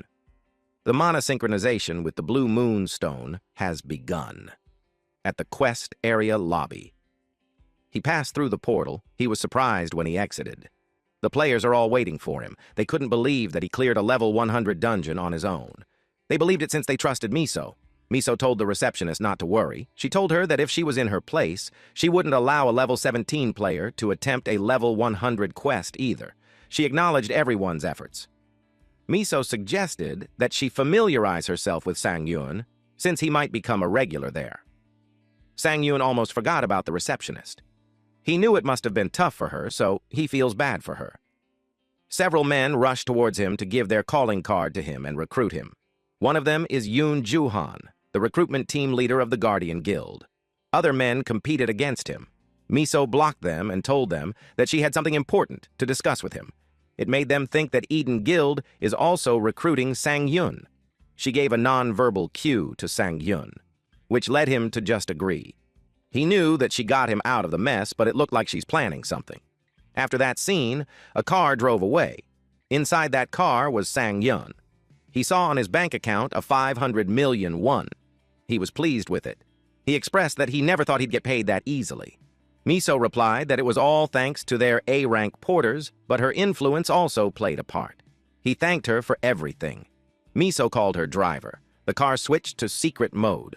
Sang-hyun expected that there's always hidden intentions behind acts of kindness. Miso gets on business. She invited him to Eden Guild. He was caught off guard on how straightforward she was. She was confident in her guild, especially when other players called it paradise. She's confident that he won't regret it. Sang-hyun expected this situation. Before he regressed, he was just a regular member of a small-time guild. Back then, that sense of belonging gave him some sort of comfort. It was a small guild that took in a talentless player like him who had nowhere to go. He felt warm and nice there, until the incident where they were all killed happened. He also knew that no matter how good the infrastructure is, at the pace he's going, a guild would just shackle him. So, it was best for him to go solo. He was about to decline her when she cut him off by asking if he's planning to start a solo guild. That made him shut up. He couldn't help but acknowledge how sharp Miso is. She replied that it's natural since she's the daughter of a major corporation's chairman. And knowing his abilities, it was a no-brainer for her to conclude that. She told him that it's important that she's the only one who knew about it. He understood that she'd start a solo guild, yet she still laid all her cards on the table and showed interest. Plus, she created a mutually beneficial relationship. He realized what a shrewd negotiator she is. After a while at Playertown's Sea-Jamsil Station vicinity, the real estate agent discussed that the deposit is 100 million won and 5 million won would be the monthly rent. Sang-hyun joked that she says it with a smile like it's nothing but it actually sounds intimidating. She laughed and replied that he got a good deal. When they're done, she leaves. The process was quick and easy. Sang-hyun didn't expect that the people on the waiting list would drop out. He wondered if it was because of the goddess of fortune. He set his things down and watched the view through the window. He reflected how a short time had passed and yet so much had already happened. He went through regression, confusion, and rapidly changing situations. He spent days just trying to understand what was happening, even though there weren't any results. He wasn't sure of how he would proceed, but then his thought process completely changed. He felt a sensation that he had forgotten. It was the rush of blood flowing through his body, even though he hadn't done anything yet. It was the feeling of youth, and because of it, he couldn't stay still.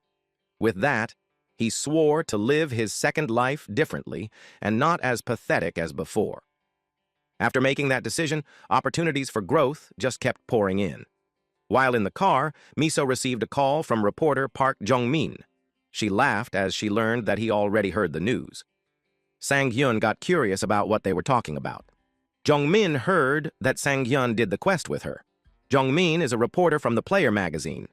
Miso started chatting, but he requested that she get to the point because he's catching the attention of his colleagues. The car arrived. Sang-hyun alighted and thanked her for the ride.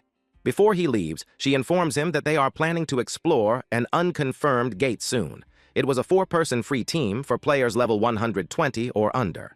Sang-hyun excitedly replied that he'll go. She stated how he refused the guild offer so coldly. And yet he's excited about something like that. He was happy with the chance to finally enter a gate. Dungeons are fixed locations, and once he goes in, the entrance and exit are set, and traps and monsters follow a predictable pattern. But gates are dynamic locations. The entrance and exit move during the raid, and sometimes monsters change too. But the greater the danger, the greater the reward. It's the rule of the player world. And in unconfirmed gates, there's a first-time bonus system where they can definitely get a high-rank artifact. He assumed that Miso has experience with unconfirmed gates too, because she has an artifact that ignores the Black Wolf's stun debuff, despite her level. Miso told Sang-hyun that she'll contact him once more detailed information is available. She expected to be consistently in touch with him. She gave her phone to him so he could input his number. Her screensaver showed altars of dead people. She got flustered when she realized that it was on that screen since she didn't mean for him to see it. She mumbled that her mind is a mess. Sang-hyun remained quiet. He realized that she must have situations going on, but it was natural because there's barely any player who doesn't. In his case, he has a past that he can never talk about openly. He couldn't fathom what would happen if someone knew that he regressed. He thought about Late Bloomer. It made him curious about what he's doing now. He had grown attached to him since they had been together for several years. He wished he could see him again. Meanwhile, at the Eden Guild VIP room, Miso sat there while fiddling on her phone. The man across from her uttered that he wished they could chat over coffee, but she was just busy with her phone. He asked if she's waiting for someone to contact her. She replied that she's messaging Sang-hyun since they are preparing to enter a gate together. The man teased her that she really liked him. She yelled that it was nothing like that. The man knew Sang-hyun as the person who can maintain stun even longer than him and the person who coldly turned down her offer. Miso suggested that he should start worrying about himself. The man questioned why. Miso replied that Sang-hyun's swordsmanship was quite impressive. She thinks it was better than him. He laughed it off and told her that she's taking it too far. The man stated that comparing Sang-hyun to him is too much. This person is Jo Jin-ho, a level 700 rank S player of Eden Guild, at Jamshil Training Ground 4-3. Sang-hyun received a call from Miso. She wanted to talk about the recent gate appearance. He didn't expect that there would already be an update. She told him that she received news that there was an unconfirmed gate near Chunni Station on Line 7, about 500 meters northwest of it. It seemed like all the regions to the middle checkpoint had been investigated, so she sent him information regarding the intersections. He told her to wait as he took a look at it. He opened his phone. It had details about the mid-boss of the gate, which is the Dog of Hell, Cerberus. The projected raid level is 100, and its main characteristics include having 3 heads and the ability to project heat. He was happy to see that a dog showed up right after he got his skills, too. He didn't expect to have the chance to test his skill this soon. The skill age of the Knight and Wolves is a passive skill with no cooldown. While the moon is up inside the dungeon, the user's health, recovery, and regeneration speed will increase 5-fold.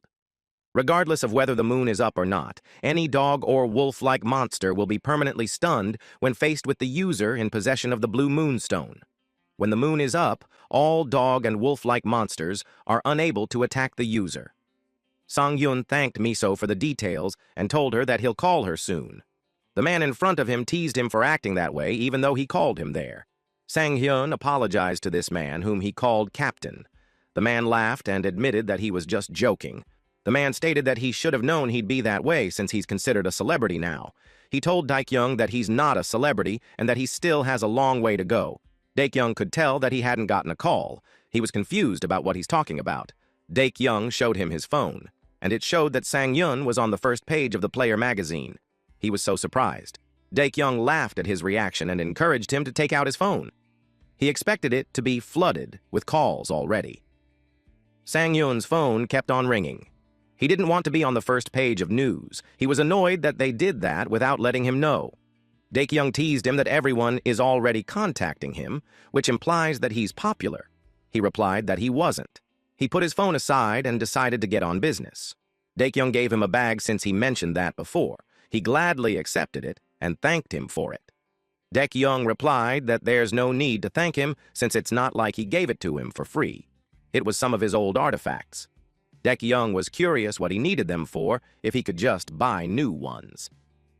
His reply was vague, like he just wanted to admire history or continue Daekyung's legacy. Of course, Daekyung doesn't buy it. He defended that it was a superstition that he believes in. But deep inside, it was because artifacts that haven't been used for a long time have a better absorption rate. While they were conversing, a woman approached them and apologized that she was late. She informed them that she had trouble finding a parking lot. Then, she invited them to get the appraisal started. Sang-yeon asked who she was. Daekyung replied that she's the appraiser that will help them with their deal. He brought him in to make sure that both of them would get a fair deal. They laid out the artifacts. She used her powers on it, which made those items glow brightly. Eventually, she was notified that the artifact appraisal had been completed. She took a deep breath. Then she advised them that they have a fair deal and they could proceed with it. Daekyung unsheaths his sword before they seal the deal and asked Sang-yeon if he could take a look at his sword skills. Sang-yeon politely refused since he doesn't believe that he's good enough to give him advice. Daekyung told him to drop the humility. He told him that after everything that they have gone through, he's not stupid enough to not notice that he is above him. He added that he's not arrogant enough to take advice or two from others either. Sang-yeon had a sour look on his face since he doesn't want to be involved in something like that, but he saw his expression and acknowledged that he swallowed his pride. So he knew that ignoring someone who just wants to do their best is rude. So he agreed and told him to give everything he got. Daekyung immediately assumed a combat stance. Then she told the appraiser to stand behind him. Daekyung gave his all in showing his moves.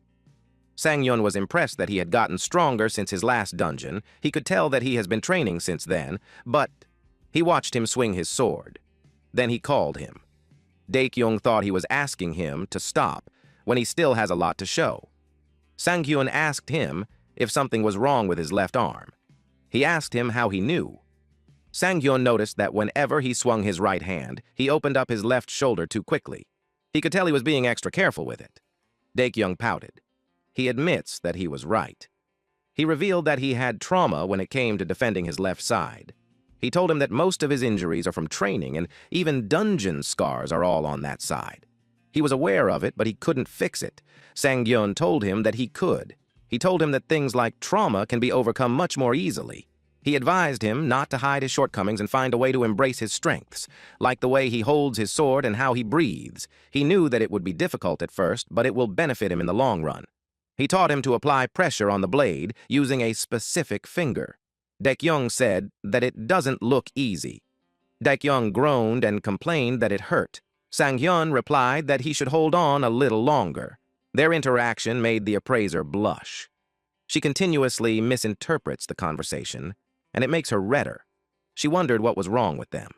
And with the position of those two and the conversation they're having, it's easy for her to think they're doing something intimate. She couldn't believe her eyes. When she got home, her search history was all about boys' love. Meanwhile, after that, our clueless MC drives his car. He was humming while driving. He was in a good mood since he just finished a good deal, despite having to spend over 400 million won. He knew that the benefits he'll gain would be way more than what he paid for.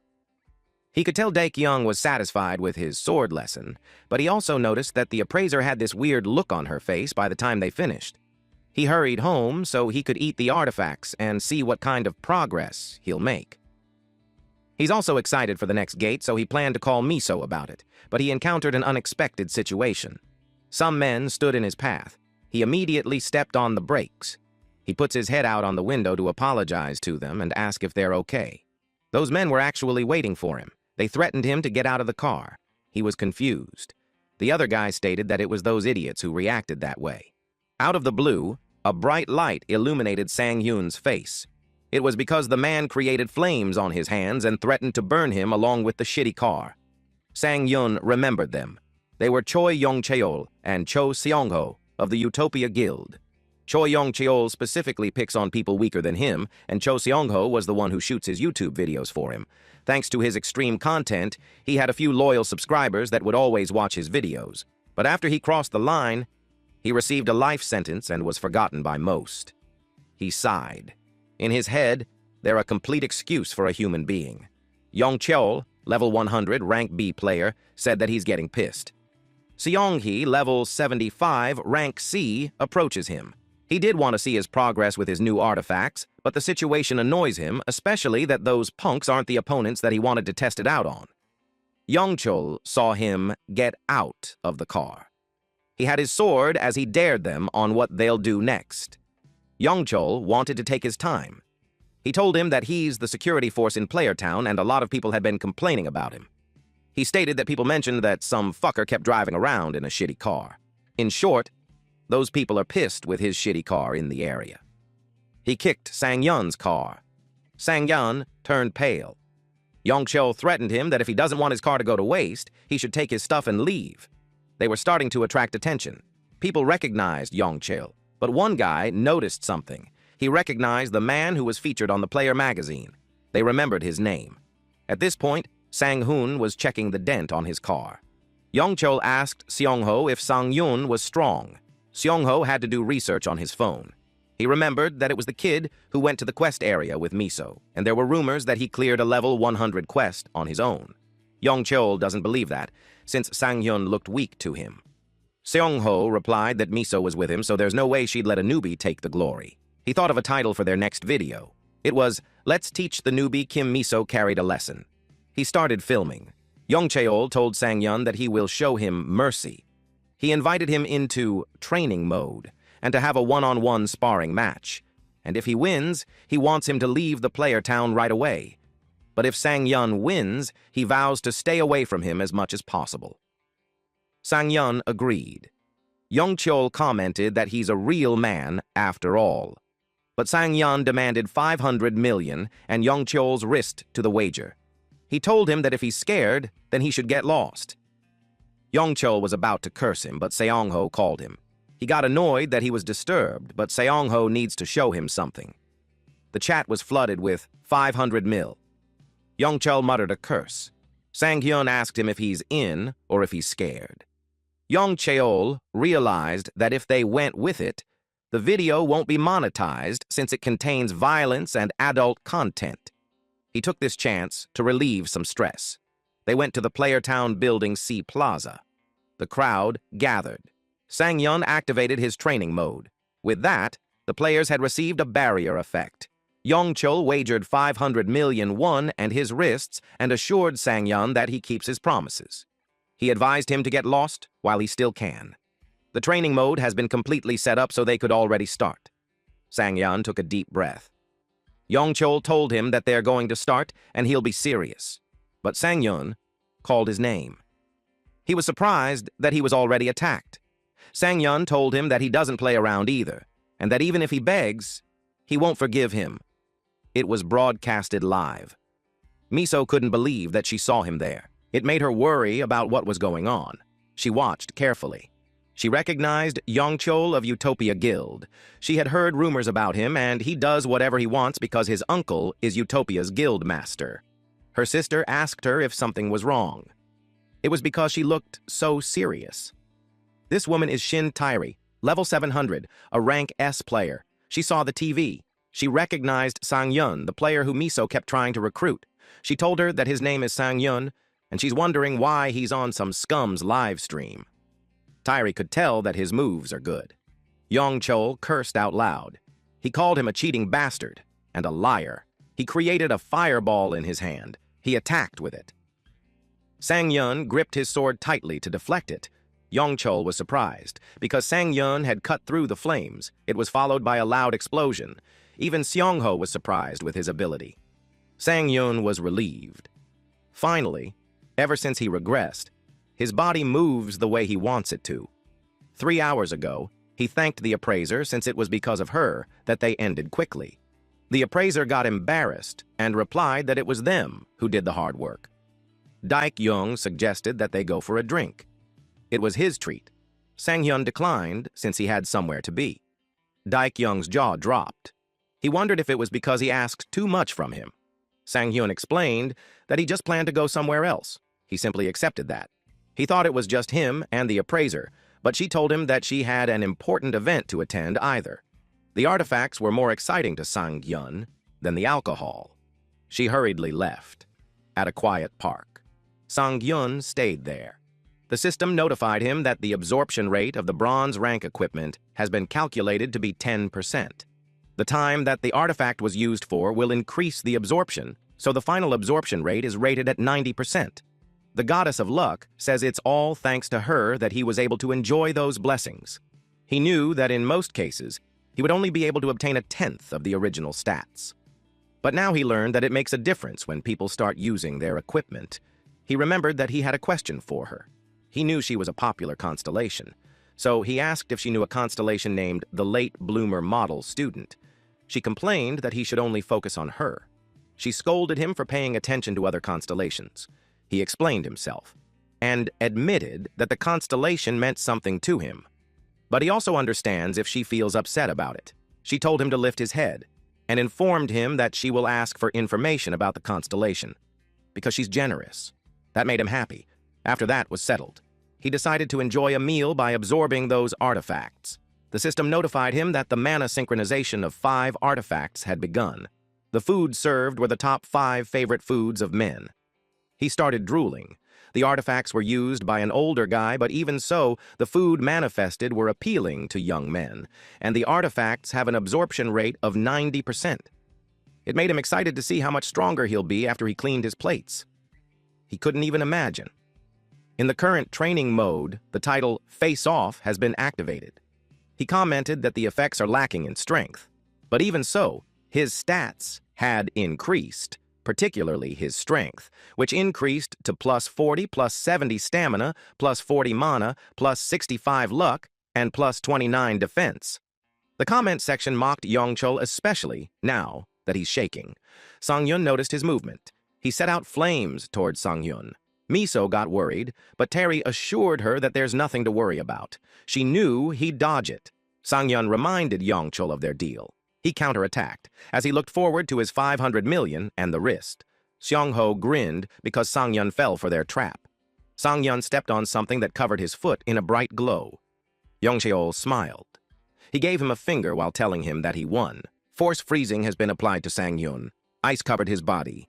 Tairi wondered if Yongcheol has always been able to use magic other than pyromancy. She thinks that it will be effective. Miso laughed and told her to listen. She revealed that Sang-hyun has access to status ailment removal. She told her to take a closer look at him, so she'll understand why she wanted to recruit him. But when she turned her attention back to the TV, the ice was empty. Yongcheol was confused about where he went. He knew his skill had activated, but unless Sang-hyun had status ailment removal skill, it would be impossible for him to escape. It made him question if the bastard is a newbie. He was caught off guard as Sang-hyun jumped on his back and stabbed him. Though Sang-hyun was surprised, a barrier has formed on Yongchol's shoulder, which made him say that he's lucky since the training mode had saved him. The training mode had mitigated any fatal amount of damage. Seong-ho got worried for his friend. The comment section went wild. One of them stated that Sang-hyun looked different from earlier. That caught Seong-ho's attention. He could tell that Sang-hyun had a different aura compared to before. It made him curious about what he did. Tairi said that it's a type of awakening skill. Miso asked more about it. She replied that it's either transcendence or the psychedelic skill. But seeing that he has black eyes, she guessed that it's closer to psychedelic. She knew that psychedelic causes extreme exhaustion when the person receives damage. She took it that he's confident that he can take care of his enemy without receiving any damage. Miso refused to believe that though she agreed that something was off about him. She also stated that he didn't use that skill when she was with him. Taeri asked her if she understands how valuable the skill is. She informed her that there are only two possibilities. Either he had no reason to use it when he was with her. Miso asked about the other possibility. She was silent. Then she revealed that it could be he had means to obtain rare skills like that within a short period of time. The appraiser was reviewing the files, and she noticed something bad. She found out that the artifact that Sang-yun had bought was something that needed to be tested for its hidden ability. One of its special effects is enhancing possessing a hidden skill, and the hidden skill was psychedelic. She wondered if there's really a chance of a hidden skill manifesting with such low odds. She stated that in order for him to be that lucky, he'd need to be selected by the goddess of luck or something. Psychedelic is a hidden skill that enhances awakening. The moment the skill is used, it instantly recovers max HP and enters an awakened state for the next 100 seconds. The user's mental and physical capabilities will go beyond the normal limits and reach an explosive state. During the awakened state, the user will have improved decision-making, cognitive, and motor skills. Once psychedelic's effects are over, the user will fall into an extreme state of exhaustion due to the incurred damage for the next 10 minutes. Sang-yun asked what they should do about their bet. Young-chul was pinned on the ground. He got nervous when Sang-yun suggested that they turn off the training mode. He cursed at him and told him to get lost as he tried to create ice on his hand. He admitted to himself that he let his guard down because he thought he was a newbie. He didn't expect him to be that strong. He got serious. To break free from Sang-yun's grip, he made the ground explode, and that forced them both up. He created distance between them first. He realized that Sang-yun was completely different from what Seong-ho said. If he knew that he was that strong, he never would have started the fight. He glared at Sang-geo, and Seong-ho couldn't meet his gaze. He realized that the guy was just making up bullshit. He got distracted until Sang-yun grabbed his face and told him that they'll end it. His face was rubbed on the ground. Sang-yun assured him that training mode should prevent any fatal damage made. He concedes, and promised to send 500 million to his account. Sang-yun concluded that their wager was over and it was time for him to get his revenge. Yong Cheol had no idea what he was saying, and it made him angrier. He told him that everything started because of him. 3 days ago at the car center, he was informed that his car was fixed, but he had to throw it away soon. The thought made him feel bad. The mechanic explained to him that the car was so old that it wouldn't last much longer. He refused to believe that. The mechanic acknowledges that he's attached to it, but reminded him that he'll have to say his goodbyes soon. He told him that the car was glad that he was the owner. That made him teary-eyed. Even the mechanic cried beside him. It was like the car was telling him that whenever he rode it, it was happy, and that it wanted him to be happy, too. Sang-yun raised his fist and told the little shit that it was his revenge for his car. Young-chul kept apologizing and told him to wait, but Sang-yun grabbed his face. Before Sang-yun could hit him, he accidentally popped on himself. The crowd was disgusted. Sang-yun's fist didn't even land on him, but he kept pooping. He made a mess of himself, and he wept as he apologized. The crowd complained that it smelled like shit. It made them wonder what Yong Cheol had eaten. Seong-ho wondered what they should do now. He doesn't care about their channel, but he's more worried about messing with the wrong person. Out of the blue, someone approached him. It was the Utopia Guild Kangdong region manager, Moon Baek-yun. He told Seong-ho that they screwed up big time. Seong-ho apologized. Sang-yun checked himself if any turd got on him. Baek-yun finds the situation interesting. He heard that Sang-yun recently awakened his powers, yet he managed to defeat Choi Yong-cheol, who's experienced. He approached him. He explained that he's there to take care of the situation and handle any compensation. He asked if he had time. Sang-yun was cautious. He asked him who he was and who worked for. Baek-yun was put off with his arrogant attitude. Then he realized that it's not arrogance, but simply confidence, as if the guy had already gone through everything. He could see that he had experience that doesn't suit his level, and the abilities he possesses are no joke. Baek-yun bowed to him and politely introduced himself. He even apologized for the late introduction. He was willing to do whatever he could to scout him. He informed him that the Utopia Guild will take care of any damages that have been incurred. He was confident that he could take care of the damage, and he's willing to do that just to build a positive relationship with him. It was funny how Sang-hyun nonchalant asked for 2 billion won and showed the guy his account number on the phone. It was timely that he asked, since he was just about to say that 500 million didn't feel enough since he also had to include the mental trauma that he suffered. That left Baek-han dumbfounded. He asked if they can pay in installments or he can just do anything he wants to that shitter Yong Cheol. Later that day, at a certain house, the reporters had a lot of questions and they were so loud on the other side of the door. They waited for him to finish his conversation with Miso. When he left the meeting room, he yelled that he had nothing to say. But he couldn't leave the front door since the reporters preyed on him. They even ask if he's in a relationship with Miso. He's getting annoyed that his dating life is being asked, too. He already has enough to worry about, so he put the thought of dating aside. He got excited when he arrived home, because he's about to pack his stuff. It was his preparation for the gate raid. Since the time has arrived, he had been busy the past week to get ready for it. But he was satisfied with the progress that he made. His strength had additional plus 23, plus 19 stamina, plus 5 dexterity, plus 11 mana, plus 13 defense. On top of that, Demon Bash leveled up too. With the effects of the With Overwhelming Power title, it should last for about 2.6 seconds, and with the delay effects, it will last over 5 seconds. Demon Bash, at level 2, hinders a target, either a monster or a human, for 2.4 seconds. The success rate and time of hindrance depend on the target's skill resistance level. Dual welding training also leveled up, which means that his adaptability with blades, excluding daggers and one-handed swords, are extremely high. He smiled as another notification came through. He checked all the results of his efforts. He had blade-wielding training, a passive skill for warriors. It was at level 1, and it makes his adaptability with daggers and one-handed swords extremely high. Next was full charging, an active movement skill. It helps him concentrate a large amount of energy and release it all at once, charging at a target in front of him. The damage dealt and the charge distance will increase drastically with the charge time. However, during time, all movement will be restricted. With all of that, he thinks that it was enough for the gate raid, but he realized that there was plenty of stuff that was lacking during the last battle. He wasn't able to perform like his past self. During the fight with the Wolf Lord, he had to gamble since he was limited in his combat patterns. And during the battle with Choi Yong-cheol, he was easily caught in a trap thanks to his lack of movement skill. He felt chills in his body as he thought that if those guys were just a bit stronger, he would have lost his life. He needed to improve, because if he continues that way, he'd be following the same path as his previous life, particularly the incident that happened in the second breakdown in 2040. He wanted to make sure that he's faced with a different future. He doesn't want to lose everything he has like last time. It made him motivated to become stronger, just the hero who saved him before. Suddenly, his phone rang. He answered it, and it was reporter Park Jong-min.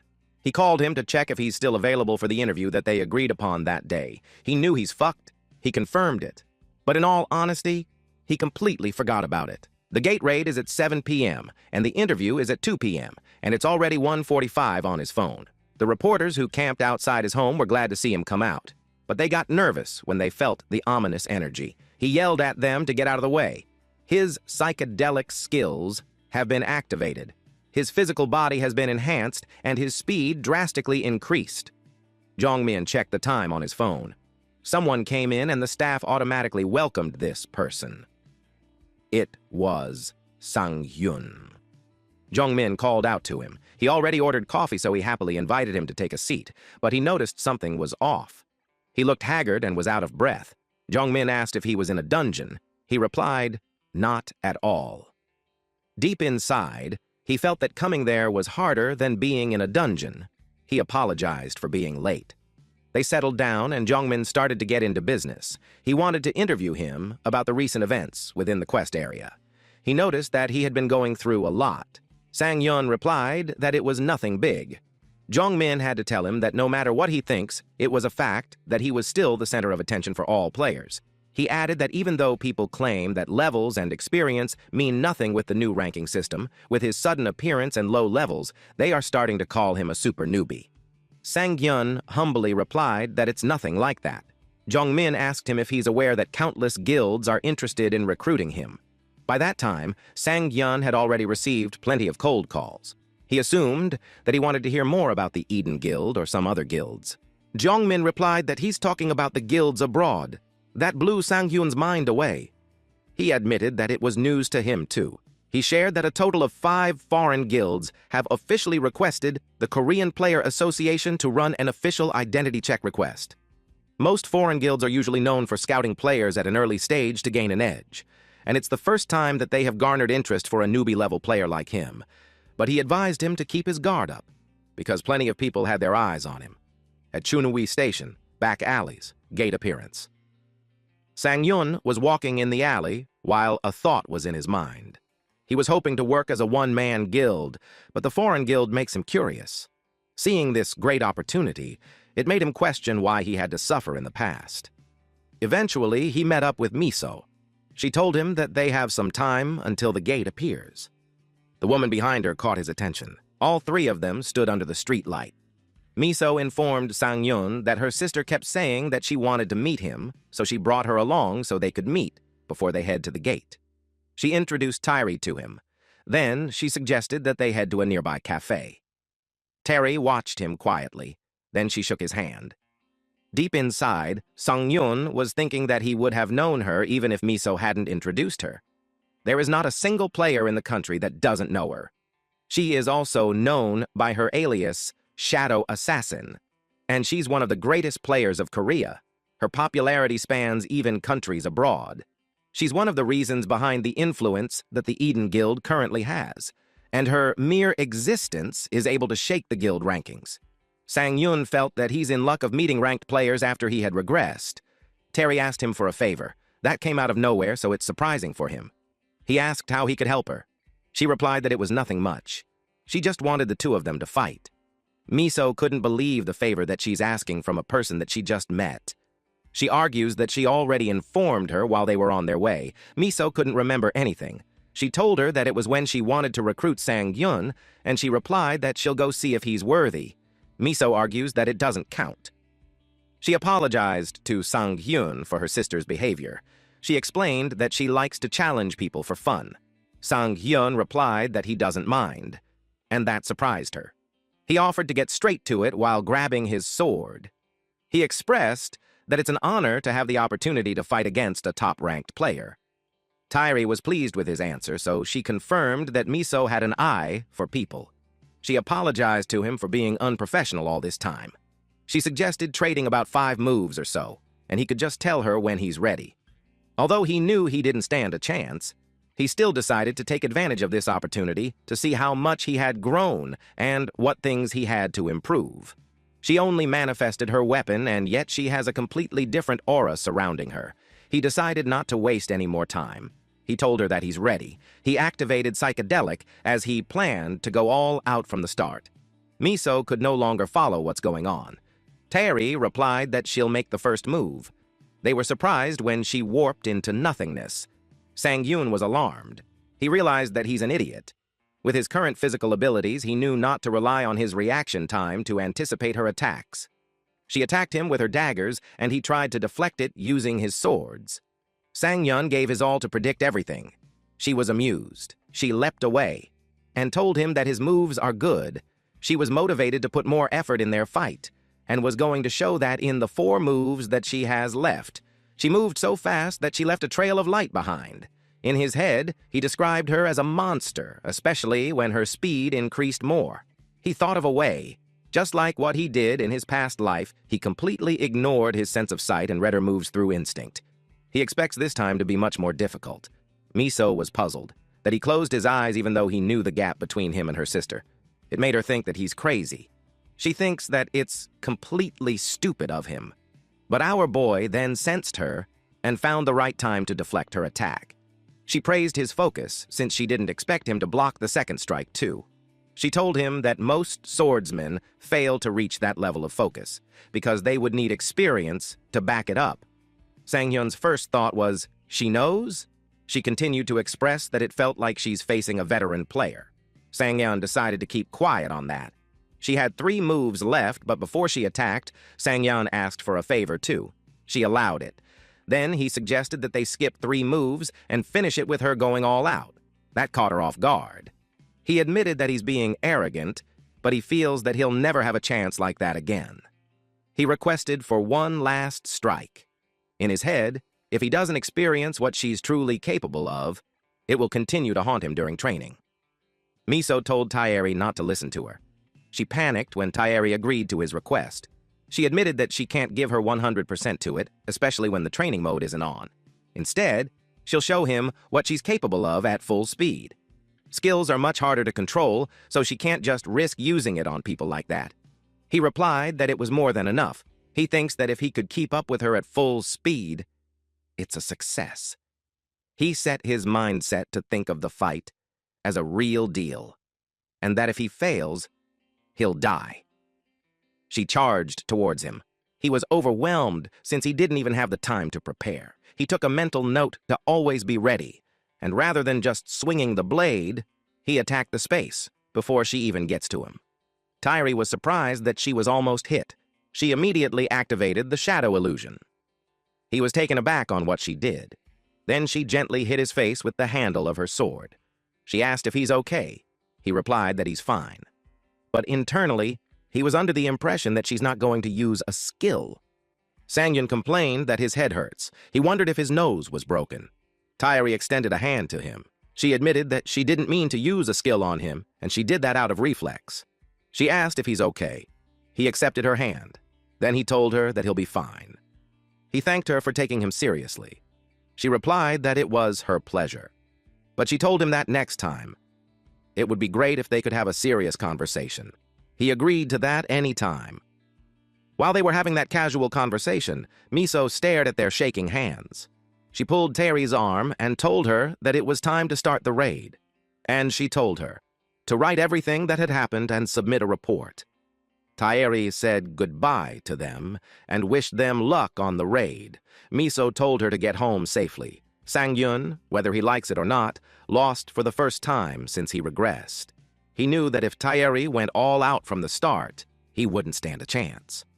Although their meeting was unexpected, it gave him another goal that he needs to surpass now. Taeri stopped on her tracks, glanced and smiled at him. Sangyun felt that she's saying something like he could try as much as he wanted.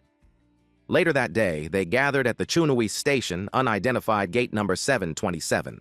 Miso suggested that they do a brief introduction. A timid lady and a tall man said hello to them. Sang-hyun introduced himself and expressed that it was a pleasure to be in the presence of such great players. The man replied that they came there to see the Wonder Boy all over the news. He introduced himself as Park Taesok. He is a mage player that specializes in the Ignite skill. He is at level 120, rank A. Sang-hyun asked if Ignite is pyromancy. He replied that it was the same realm of magic as Yong Cheol.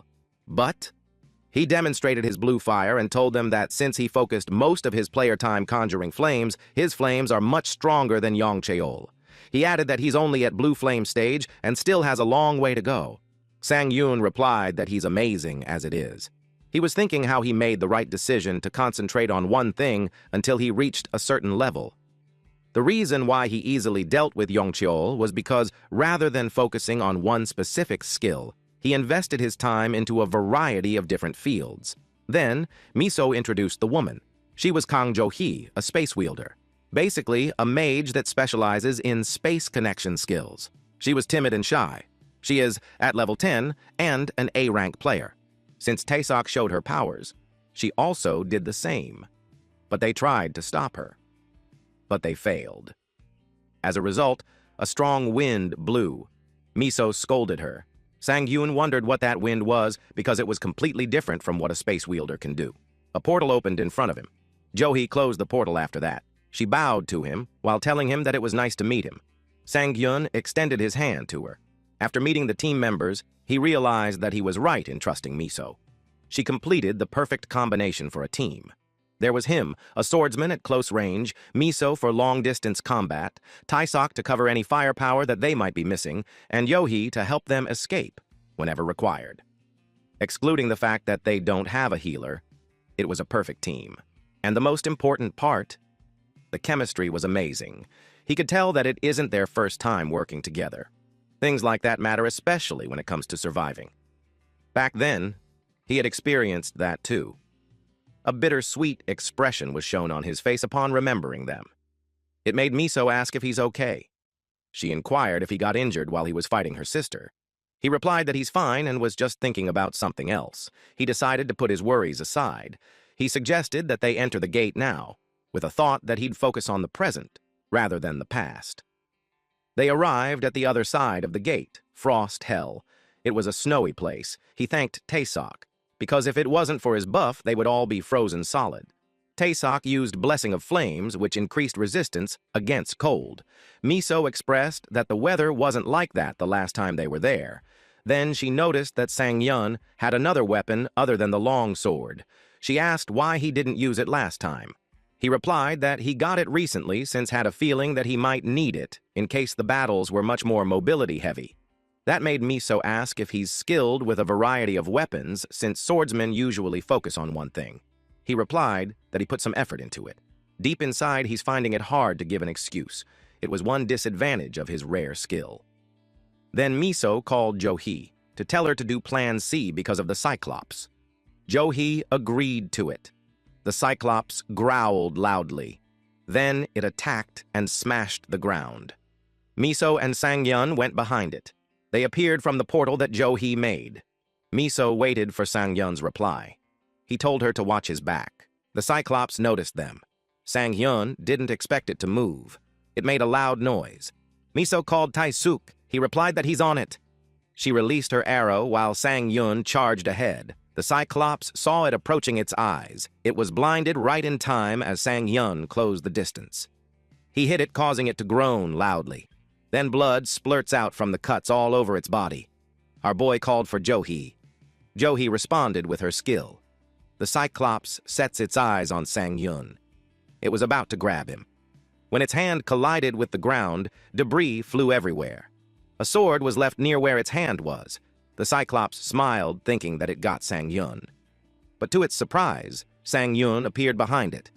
The Cyclops was confused. Jo-hee and Taesok attacked again. Demon Bash Level 2 has been activated.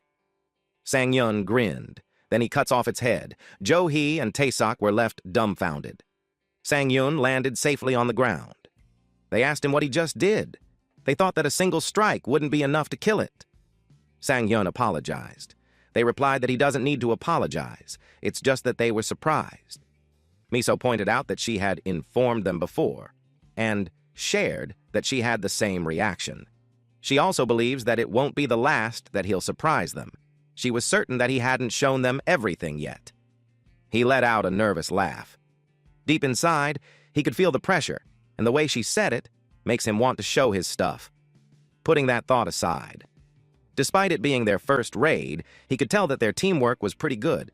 He wondered if that was the difference in skill that experienced players possess. He felt good about it. More Cyclops arrived, so it was time for round 2. Eventually, they killed them all. Taesok's eyes sparkled as he tells Sang-yeon that he's amazing. He claims that he's the best swordsman he ever worked with. Sang-yeon thanked him. Miso was happy too. She thanked Sang-yeon for making Taesok happy, since Taesok hardly ever gets a chance to utilize his pyromancy skills to its full potential. So, he was happy that he was able to do so thanks to him. He realized that it must be the thing for mages. If they don't have a dependable swordsman, they have no choice but to resort to support skills. But the look of adoration that Taesok had was too much for him. Miso asked him what was the skill he used before. She told him that he always manages to surprise her. Earlier, there was a loud explosion in the forest. They finish off the Cyclops one after another. Then Miso noticed something. An armored demon ogre was running into them from the front. Taesok asked what they should do. She suggested focusing their firepower on it. First, they had to get away as far as they could from it. But she got confused when Sang-yeon called Jo-hee and asked her to open a portal that will lead him directly in front of the monster. Miso panics as she informs him that the monster specializes in defense. But she saw that he's getting ready for something, so she decided to trust him. She told Jo-hee to do as he said. She opened the portal.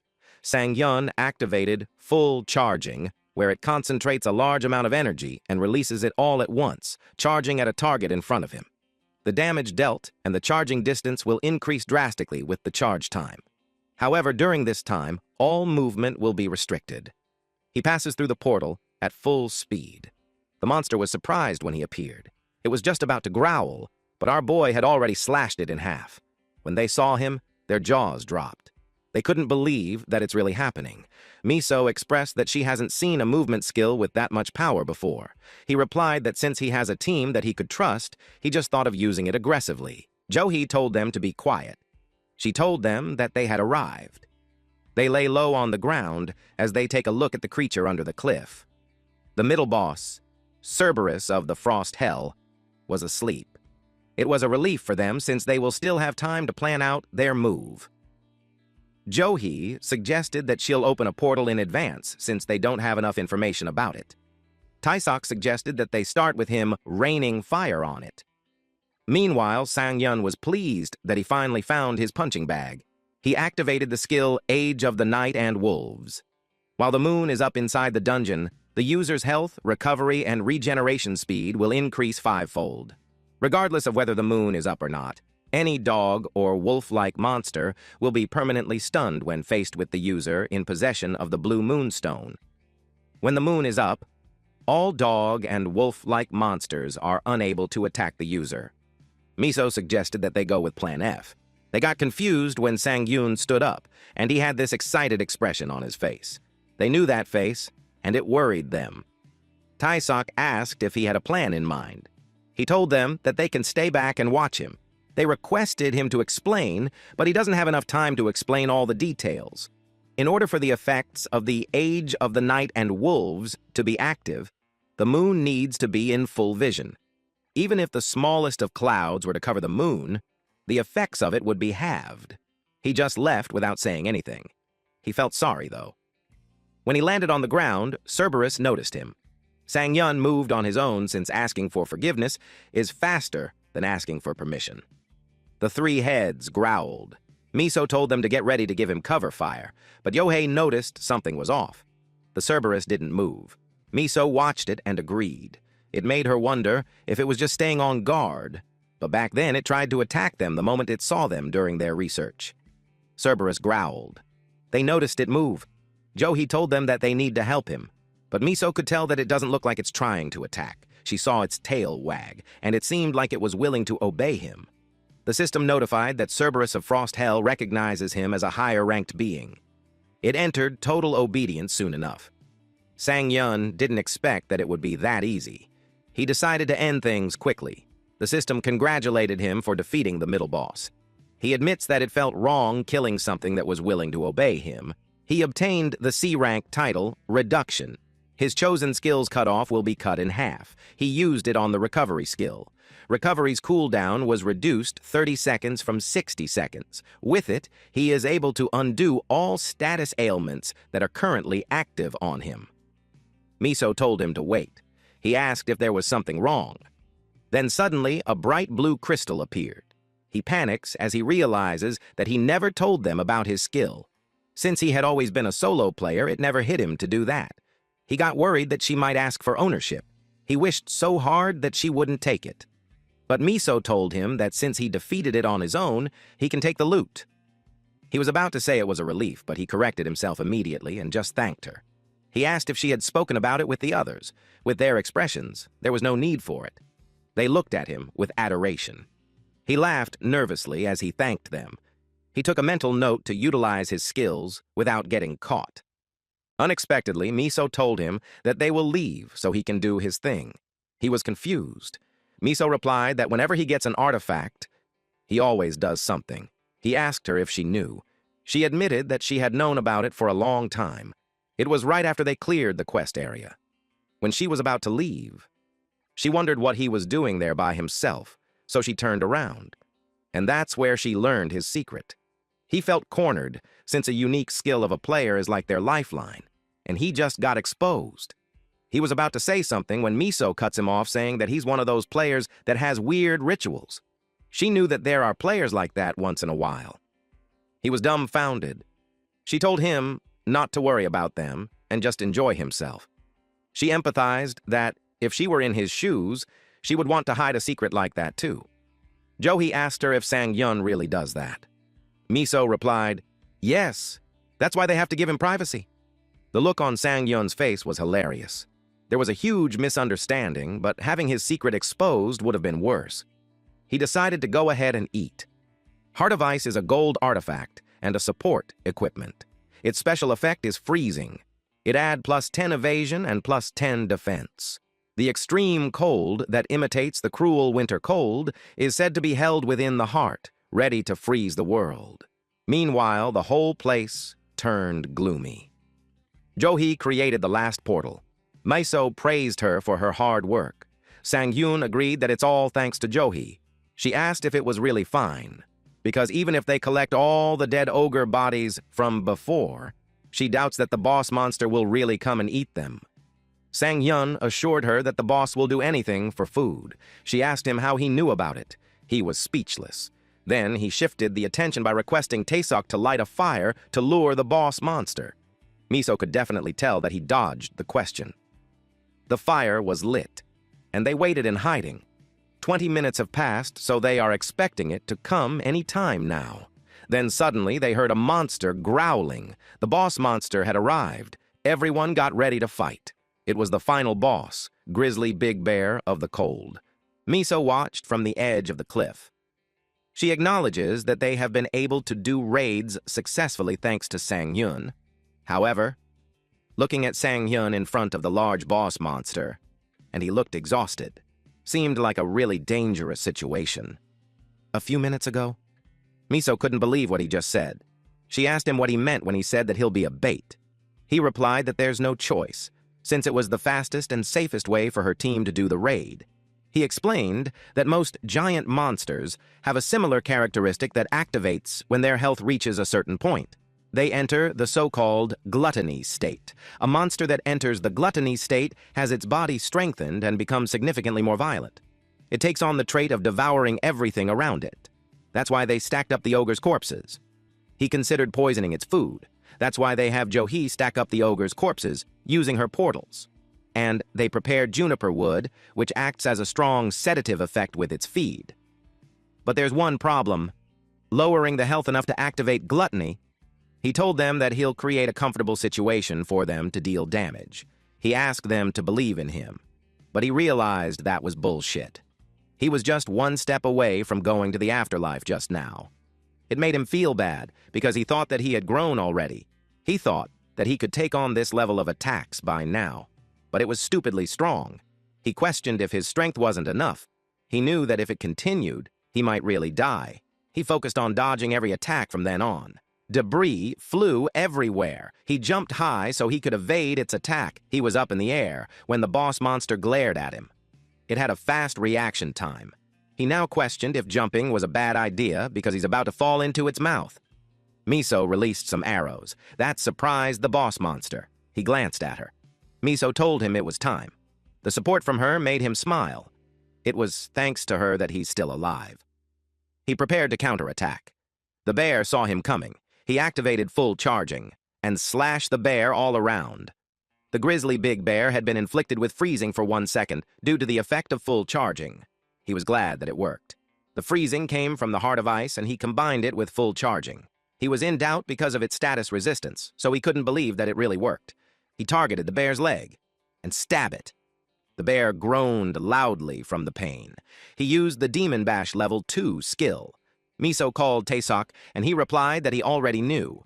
He gathered his flame to bring out his most powerful attack. Before he released it, he warned Sang-hyun to dodge. Sang-hyun heard him.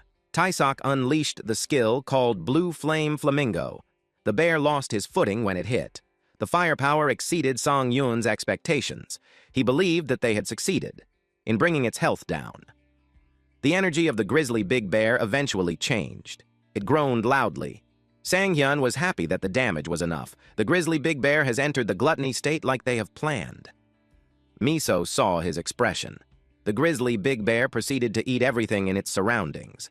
Sang-hyun was caught off guard.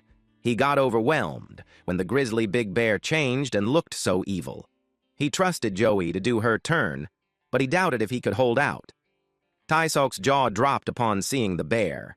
He commented that it looked like a different monster now. Miso asked about Jo-hee. He replied that she's still getting ready. Jo-hee continued to gather her energy.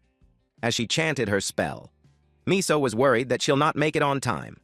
Taesok told her that it shouldn't be their worry now, because what's important is whether Sang-yun will last or not. Sang-yun ran for his life. He panics since not only the raid could fail, but he could lose his life there. He wondered if she's still not ready. His eyes widened, because the bear jumped towards him. He knew he couldn't dodge the attack. He decided to face it head-on and activated psychedelic. Meanwhile, a large portal appeared in front of Jo-hee. She finished the preparations and started the warp. At this point, the bear was charging toward Sang-yun as he swung his sword. The portal appeared between them, and to Sang-yun's surprise, the bear disappeared. Jo-hee fell to her knees. Miso and Taesok rushed to her aid. She replied that she's fine and had just used too much mana. Meanwhile, the relief on Sang-yun's face was exceptional. If his attack didn't connect properly, he might have been eaten alive. The bear ate the corpses, and the system notified that it has entered a strong state of sedation due to the effect of suspicious juniper on the snowy mountain. Sang-yun watched it. He felt fine now since, in the end, they did it. Miso and Taesok cried of relief as they praised her. The bear made a low growl. Taesok, Miso, and Sang-yun stood in front of it. They slashed it, and it fell. The system notified them that they had defeated it. With that, they have cleared the unidentified gate. Miso thanked Sang-yun for everything. She felt sorry about relying on him so much. He replied that it was fine, and it was his idea anyway. The system notified him of his drastic increase in level because he had cleared the gate, but he admitted to himself that the dungeon was a bit too much. Eventually, Jo-hee showed up through a portal and praised everyone for their hard work. She apologized that she wasn't much help with finishing things there. Sang-yun replied that she shouldn't be sorry. He thanked her for agreeing with his stupid last-minute plan. She responded that it was a great chance to understand the limits of her ability. Sang-yun expressed that he's looking forward to having a chance to work with them again.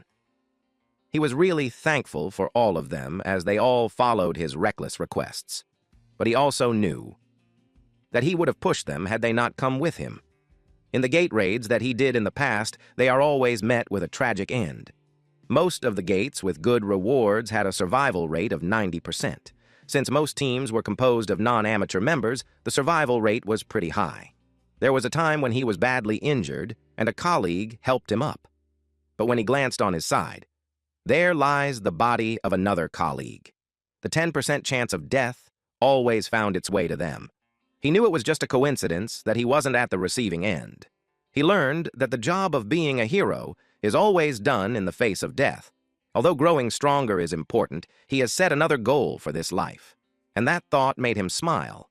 And that would be to avoid any needless deaths. The time has come.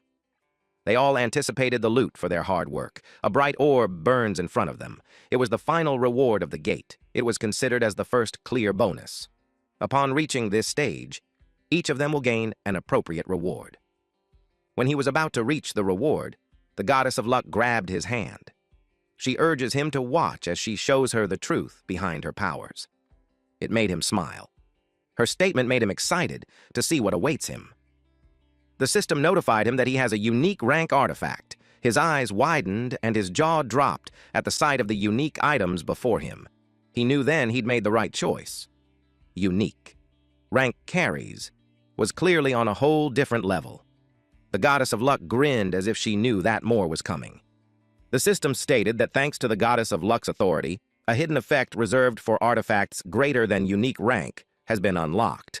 Sang-yun was reminded that it was one of the conditions of their contract. It was the goddess of luck's way of thanking him for his efforts. It made him like her even more to the point that he's willing to do anything for her.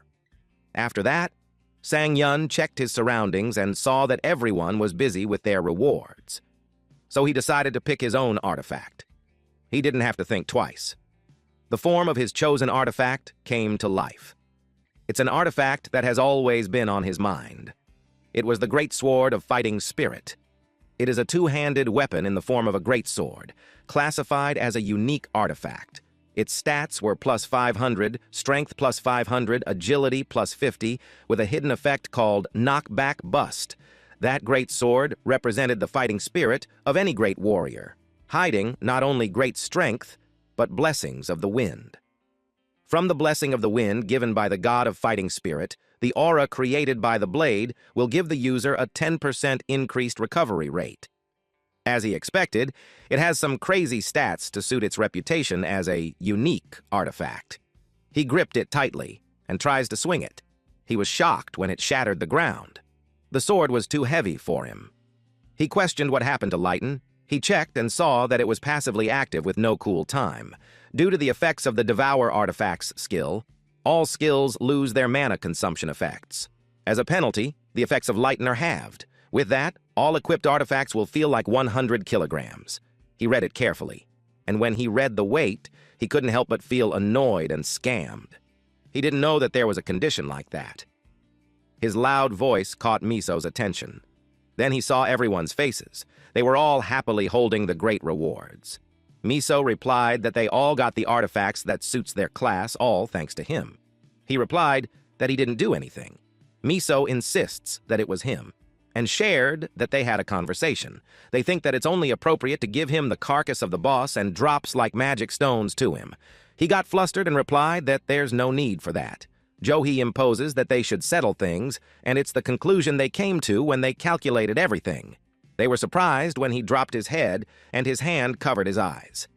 He was touched on how thoughtful his teammates are.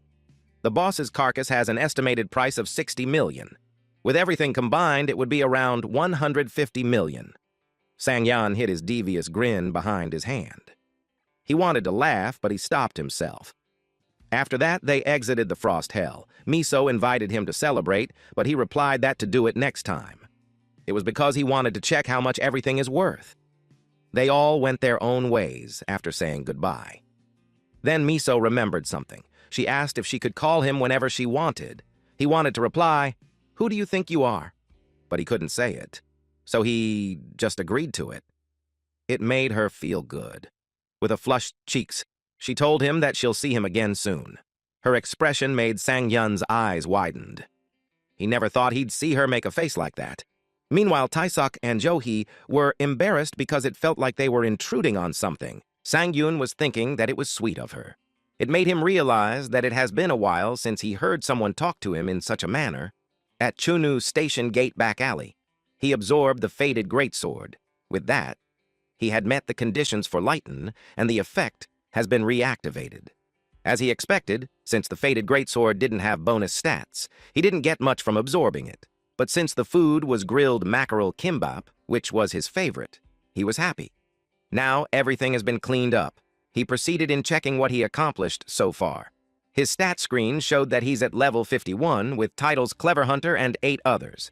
His constellation is Goddess of Luck with exclusive skill Devour Artifacts. In all, he consumed 5 artifacts. His HP is at 1,398, MP is 183, and EXP is 408. His strength is at 250, and he has an additional 150. His stamina is at 109, 83 dexterity with additional plus 50, 71 mana, 169 luck, 30 evasion, 62 defense. Knockback Burst is a hidden skill which consumes 27 mana to push an opponent backward. The success rate and knockback distance depend on the opponent's skill resistance. He may use up to his full mana, 183 mana, to increase both the success rate and knockback distance. Cleaven Hunter is a C-rank title and has an effect that whenever he defeats a monster of a smaller or larger size, he restores 1 stamina. He was elated with these effects. He was surprised to learn that just by changing out 1 great sword, his strength stat shot up by that much. He also got 2 new titles and a new skill. He decided to boost his stat luck even further. The system notified him that his luck surpassed 200 and the range of critical hits has been recalibrated. His current critical range is 120% to 600%.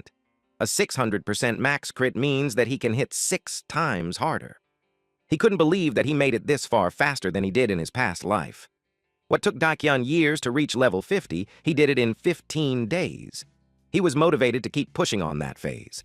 He was determined to catch up to Ghostblade Dugyunsu. The system suddenly notified him that the atmosphere around him is gradually turning eerie.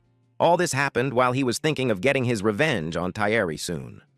He suddenly felt a familiar pattern. The system notified him that new constellations seek his presence. The Lion King shows great interest in his swordsmanship. There was also the owner of a beautiful beard, who gave him high marks for his fighting spirit, and the Dark Hunter, who questions the presence of someone like him in the world. The Goddess of Luck told him that it's a pretty decent lineup. She added that the value of the Sangyun coin just skyrocketed. Those 3 constellations stood in front of him. He didn't expect the constellations to show up again quickly, but considering his growth rate is ridiculously fast, it made sense. But he knew the credit goes to the Goddess of Luck, since she's a social butterfly. He decided to confirm who showed up this time. There was the Lion King, the owner of a beautiful beard which was famous. They're real-world heroes who became constellations. He wondered if they saw his potential and came because of that, but they made him uncomfortable, because they are a chatterbox. The Lion King scolded him for glancing around nervously in front of his seniors, while the owner of beautiful beard exploded and told him that in his general days he would have cut off his head. He just laughed nervously and apologized. It's exactly why he hated hero constellations. He could already tell how hard they will push him if he forms a contract with them. But the Dark Hunter, it was even more dangerous. She's the last person he ever wanted to run into in his life. She's a bounty hunter who checks the Dimension Core for real-time updates, while roaming around to track down the players who have received excessive benefits due to system errors or committed severe rule violations. There were also cases like that in his past life. Except that, unlike unique cases like Goddess of Luck, she relentlessly hunted down high-ranking players who formed dual contracts to the point where some of them ended up broken and ruined. It was truly terrifying. He felt nervous since he didn't like any of the constellations. Forming a constellation contract is a huge deal. It can completely change his future as a player, so what he chooses really matters. However, at that moment, just having the Goddess of Luck is enough for him. But it also doesn't mean that he won't aim higher, and those are the mythical constellations. Only a handful of players in history have managed to form contracts with them. They're quite literally mythical beings. And currently, Sangyun didn't have a choice, so even if he doesn't want to gamble, he'd do it. He told everyone that he won't be choosing any of them. The Lion King was dumbfounded, saying that he has never been treated like that before. The owner of a beautiful beard says that he will consider trying a 3rd visit to recruit him because he thinks of him as his own brother. In Sangyun's mind, even if they come 3 more times, his answer won't change. Sangyun got startled. Before the Dark Hunter exited, she looked back and warns him that one day she will uncover his hidden secrets. Then she was gone. Sangyun said that it will be troublesome. Even though he really didn't want to deal with any of it, it couldn't be helped. He knew that he needed to be careful around constellations from then on. After that, he checked his phone and realized that the time had come. It was 11:25 p.m., and if he doesn't leave at once, he will be late. He's aware that the monsters that will emerge from the next rift are kobold packs. Like Cerberus earlier, they fall into the between dog and wolf category. So there's no way he'd miss out on a sweet jackpot like that. Having 3 runs a day, he knew it's not going to be easy. But he was hyped to do it until the mythical constellations can't help but take interest in him. Near Jamsil Station, in the Quest area, inside B 4-level Player Association, Rift Management Bureau. A woman answered the phone. She was surprised at what she heard. She couldn't believe it. A rift has appeared at exit 1 of Bupyeong Station. Someone ordered all available combatants to mobilize immediately. She confirmed the situation with the person on the other line and told her that they will request aid from nearby players, but the person informed her that someone was already fighting there. She couldn't believe it. The woman told her again that there's a player in there. She asked how that person even got there. The woman replied that she had no idea, but the person was fighting the monsters alone. She replied that fighting alone was way too dangerous. She advised them to evacuate immediately. But the woman on the line replied that the player doesn't look like he's in danger. This player was none other than Sangyun. The rift between reality was created 11 years ago after the first breakdown. Unlike dungeons or gates, it is an unpredictable disaster where monsters could cross over to their world. The rite had formed, and the kobolds passed through. However, Sangyun was already there. The situation wasn't unpredictable to him at all.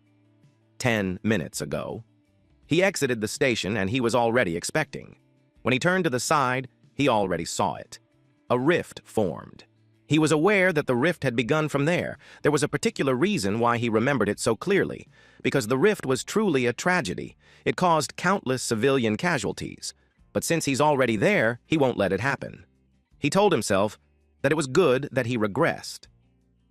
Sang-yun grew up in an orphanage since he was born, so he doesn't remember what his parents look like. Though because of that, he never really felt sad or depressed about it. But he knew how sad it is to lose someone. So he had never forgotten about those incidents. Someone arrived and asked him if he's okay. That experience gave Sang-yun an objective aside from getting stronger. The kobolds growled loudly. Because of the age of dogs and wolves, the kobold warriors were intimidated. They froze and made a low growl. Sang-yun could tell that his skill is working well, but it still wasn't showing the same results it did against Cerberus. He assumed that it was because of the moon. The moon's been completely covered, so the kobolds aren't fully submitting to him, but it makes it better for him. The kobold growled. Sang-yun took this chance to test his new skills. Full charging was activated. In one swift move, he slashed the kobold. Those monsters were surprised when a vortex appeared, and it blasted them all away. Knockback Burst consumes 27 mana to push an opponent backward. The success rate and knockback distance depend on the opponent's skill resistance. He can use up to his full mana to increase both the success rate and knockback distance. The kobolds were pushed backwards. Every single one of them were caught up in it. Sang-yun didn't expect that knockback affects quite a large area, and with full charging it was quite damaging too. It was enough for his AoE attack, plus his luck stats increase his critical hit range too. Critical range is at 120% to 600%.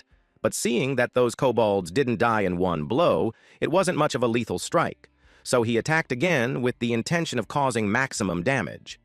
While he was fighting, a car rushed to the scene.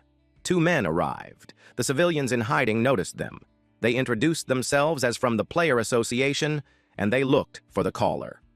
This man is Lee Hyun, level 110 player, rank B+. The woman who called pointed out where the monsters were.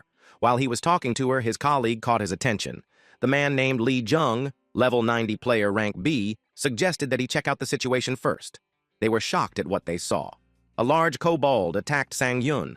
Those men took out their weapons since they assumed that it was a kobold rift. When they were about to attack, Sang-yun yelled at them not to come closer, because he planned to take it down himself. Face-off has been activated. There are no allies within 5 million radius of the target, which makes his abilities increase by 20%. Then, Sang-yun activated Psychedelic, which strengthens his body and makes him faster. The large kobold raised its weapon. Sang-yun was thrilled to try a knockback burst combined with all his skills. He's also curious what will happen to him. With a single strike, the kobold was blasted away. Its eyes widened when it flew up high. It hit the edges of the rift and got electrocuted. After it was fried, it fell on the ground. The 2 players were dumbfounded at what they witnessed. They knew it was Sang-yun. Sang-yun replied yes and asked if they are from the Player Association. He apologized for treating them that way earlier. They replied that it was fine, because it was thanks to him that there were no casualties. He replied that it's fine since he was just passing by from there. Hyun guessed that Sang-hyun would be getting in. He asked how they knew. Hyun replied that he heard that it's what most upper-level players do, and he wanted to come with him. Young didn't expect that from Hyun. Hyun promised Sang-yun that they wouldn't get in his way. They just wanted to see him hunt. Sang-yun smiled and told them to do as they wish. But deep inside, he finds these newbies adorable. And that made him sound like an old man. They arrived at Bopyeong Station Fisher inside midpoint. Sang-yun slashed the monsters that were in his way. Jung and Hyun were out of breath trying to catch up to him. Jung commented on how fast he was. Hyun told Jung not to focus on things like level and just keep running. He asked him if he didn't notice it based on the battles that happened outside of the fissure, that Sang-yun was gifted with an amazing battle sense or something else, and they will keep watching to learn from him. Jung argues that there's something wrong with the amount of health he still has after that battle. He couldn't answer because during his life as a player, health was something that he had always been confident about. But during the last battle, it was hard to handle. 30 minutes ago at Bopyeong Station Fisher inside the entrance. They were surprised at what they saw. The whole area was filled with monsters waiting for them. One of the kobold archers growled. Sang-hyun immediately told them to get behind him. He knew that it would happen. That's why he brought a corpse with him to act as a meat shield. The kobolds fired their arrows, while Sang-hyun and the other two hid behind their meat shield. Young was spooked when he almost got hit. Sang-hyun was starting to think that bringing them was a mistake. He can't make any progress while trying to protect them. He bit his lip and told himself to stop acting weak. He forced himself to make it through situations like that because it's the only way he's going to be a high ranker. Another arrow was fired, but to their surprise, the kobold archer was counterattacked with a headshot. The kobolds got distracted. Sang-hyun took the chance to attack and told them that they should have kept their eyes on him. In a single strike, he severed several heads all at once. He safely landed on the ground and announced that they made it to the second floor. But to his surprise, another kobold attacked. That pushed him backwards. That caught him off guard, so he was glad he was able to react on time.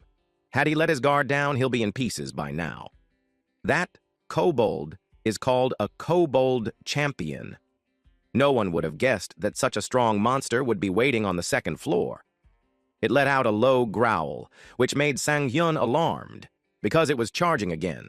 He thought of stopping its attack with knockback burst, but he couldn't risk his physical body on an uncertain gamble like that, so he had to reduce the total damages incurred while stopping his attack from connecting. His sword touched the shield. Not only that, but surprisingly, it pierced through it and severed the head of the kobold champion. He didn't expect that kind of damage. Not only was it enough to stop the shield, it even managed to defeat the infamously high defensive kobold champion that easily. He didn't think he'd managed to reach the necessary stats yet, so it led him to think that it was the pure strength of the great sword of fighting spirit. The kobolds were confused when the kobold champion's head rolled. Realizing the power of his sword, he grinned devilishly as he set his eyes on the other kobolds.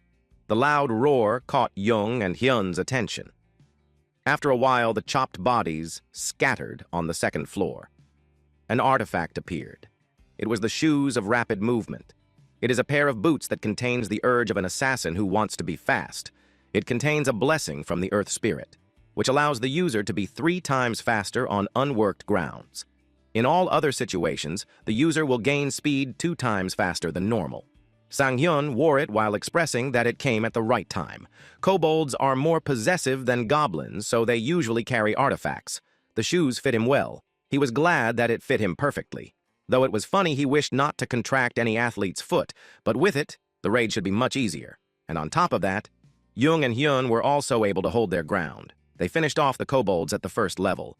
Sang-hyun admitted that they are much better in fighting than he expected, which led him to think that the raid was going to be much easier than expected. With his 5 silver rank, 4 gold, and 1 platinum artifacts, all of it combined are worth more than 150 million. On top of that, defeating the kobold herd along the way filled his health back up. He liked the effects of his new title, Clever Hunter, which allows him to restore 1 stamina for every monster that he defeats. Suddenly, he stopped on his tracks. He felt a disgusting aura. He entered the Baipyeong Fisher Central Room, King's Treasure. He was confused when he saw something sparkled in front of him. There was a mountain of treasure in front of him.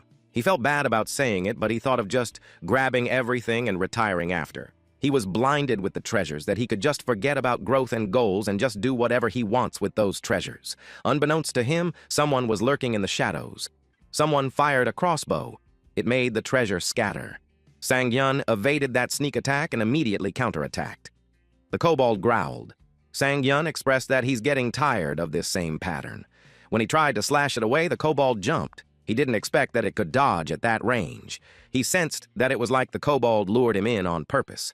This kobold is the final boss, the Emperor Kobold King. It let out a small laugh, and while it was falling, it aimed its crossbow at him. Sang-hyun got alarmed. The crossbow was fired. Sang-hyun was forced to use full charging to evade it. He realized how dangerous it was. If he didn't dodge it with full charging, it would have pierced straight through his body. He landed on the ground. He had just learned how cunning the bastard was. It grabbed an arrow from its back. Sang-hyun finds it annoying. Hyun and Jung rushed to get inside. From the looks of it, they could tell that Sang-hyun started already. They apologized for coming late. They were spooked when they saw the final monster. Due to the Kobold King's king gaze, status ailment overwhelm has occurred. They couldn't believe that boss. They couldn't move their body because of it. But our boy Sang-yun charged at it. He pointed out how it dared to look away while they're fighting. His skill recovery level 1 has been activated, and due to recovery, status ailment overwhelm has been cured. The kobold saw him coming. It used its crossbow to deflect this attack, but still, it was injured. Due to the Kobold King's skill resistance, Demon Bash didn't activate. Although Sang-yun created an opportunity through recovery, because of the stat difference, stun couldn't go through. Regardless, the overwhelm earlier was deactivated. He realized that if it causes that kind of response to 2 level 100 players, then it seems to be a lot stronger than the Goblin Lord he hunted before. He didn't understand it before. But this time, he'll definitely get his hands on it. He got hyped to attack. The Kobold King took out several arrows at once. That surprised him. The Kobold King used indiscriminate barrage and fired arrows on him. He was amused at that bastard. After that attack, the Kobold King stepped back and observed for a bit. Sang-yun could tell that it's smart, unlike the other monsters that he met so far, but the infinite arrows were crazy. It figured out that he should keep his distance from full charging, and it was trying to turn it into a war of attrition. He also knew that the bastard's overwhelm has a shorter cooldown than his recovery. And if the Kobold King noticed that, then Sang-yun's life was at risk without being able to do anything because of overwhelm. So he absolutely can't let it turn into a war of attrition. He thought that if he just had a way to deal with the damage from range, it would have been easier. But he thought of something, and found his answer.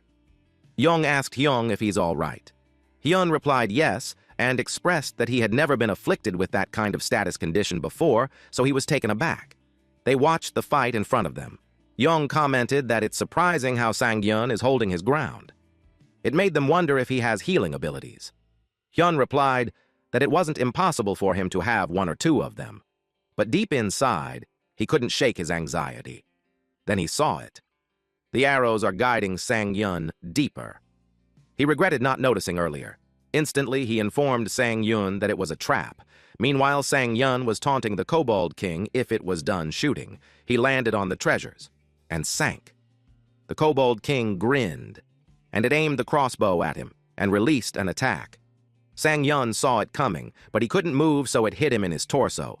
Sang-yun was about to fall. It made the Kobold King grin, but it was surprised when Sang-yun called it a dumbass.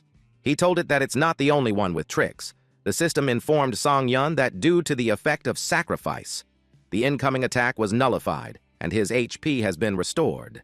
He told the Kobold King that it should have noticed when he was taking his attacks without fighting back. Then, it was his turn. He used Psychedelic, and charges forward. He combined his skill with Knockback Burst. The Kobold King roared loudly. Hyun and Jung's jaw dropped when they saw that the gold coins were shot like shotgun shells. It made Jung wonder what kind of knockback was that. Hyug replied that it isn't what's important. He had seen countless players until then, but he never saw a player with combat sense that high before. The Kobold King bled, but it was still standing. Sang-yun approaches it. He called him a tenacious bastard. It made him grin as he got into position to fight. The Kobold King could sense his doom from that incoming attack. Its sword broke into pieces. Then Sang-yun targeted its head next. It roared loudly before its blood splurts everywhere. Then the system notified Sang-yun that he had defeated the Kobold King. The Kobold King's head fell on the ground. The system informed Sang-yun that he leveled up tremendously. He had also obtained a C-rank title, Before the Drink Goes Cold. It is a title made from an old memory by the owner of a beautiful beard. After entering a dungeon, all players will gain an Overwhelm immunity status for a 2-hour period. The owner of a beautiful beard brags that in his prime, he used to cut down enemies before his drink went cold. Sang-yun expressed that it's his first time seeing a constellation title like that. And finally, he could get his hands on Overwhelm. The loots from the Kobold King are Talisman of Despair, a platinum artifact which brings Overwhelm. The screams of despair of the Ikatus Kobold tribe are sealed within. Enemies that are exposed to those screams will be consumed and lose any will to fight. There's also the Boots of Evasion, a gold artifact, wherein it gives a special effect called back step. Those boots specialize in quick evasion. They are built more for moving backwards, not forward. For opponents who are not careful, it may act as a good opportunity. Next was the Necklace of Searching, a gold artifact, which brings a special effect called Search. It is a necklace made specially for the Kobold King, who needed to determine if there were any nearby opposition forces.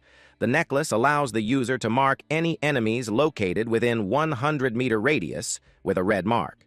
Sang-hyun could already tell that those items are going to be useful. He decided to take it with him and eat them when he gets the chance, because currently those two are looking at him. They called out to him. He asked what was wrong. They ran to him while yelling that they needed to get out, because the rift had started to close. He sighed because that got him worried for a second, but it was natural that the rift would close once it had been cleared. He couldn't understand why those two were overreacting. But then, he realized it. He looked at the treasures in front of him and wondered what will happen to all of those. He couldn't leave those behind, so those two had to drag him out. At Bayupyeong Station, outside the rift, a silhouette of people coming out was seen. The crowd were glad to see them back, but they got confused because Sang-hyun looked so sad. They wondered what was wrong. Sang-hyun was confused when a mic was shoved on his face. It was Jong-min, and the filming crew was behind him. He told Sang-hyun that he's the hero who saved the Bayupyeong Station and asked him for his message. Sang-hyun just let out a nervous laugh. Meanwhile, at Player Town Building Basement, Rank 1 Training Room, a woman summoned 3 Rank B golems. She is a player from the Korea Player Association, and her name is Cho Lee-hyun. She is at level 120, a mage, summoner type, at rank B+. She had a mock battle with Terry. Terry watched the golems and swiftly chopped it up, making the rocks shatter. The golem was caught off guard. She was ready to charge again. She gripped her dagger and slashed the remaining golems. Those golems shattered into pieces and fell on the ground. Lee-hyun was surprised. For Terry, they were too slow. She accepted that it's the limit of a mock battle. She thanked her for everything. She wanted that mock battle so she wouldn't forget the sensation she felt that day. She wants to fight Sang-hyun again, so she regrets not asking for his contact information. She would have gotten it had Miso not interrupted them. The news caught her attention. It was reported that the rift appeared, and a nearby player managed to clear the rift on his own, and they got to interview that player. She was surprised at what she saw. It was Sang-hyun. The reporter commented that it was amazing how he manages to stay humble. Tairi was pleased since she never thought she'd see him that way again. Jong-min interviewed Sang-hyun on how his opponent was, since the Player Association estimated it to be level 150.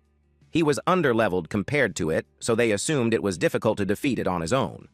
He replied, that level is important to consider, but he doesn't believe that it's a deciding factor on who will win and lose.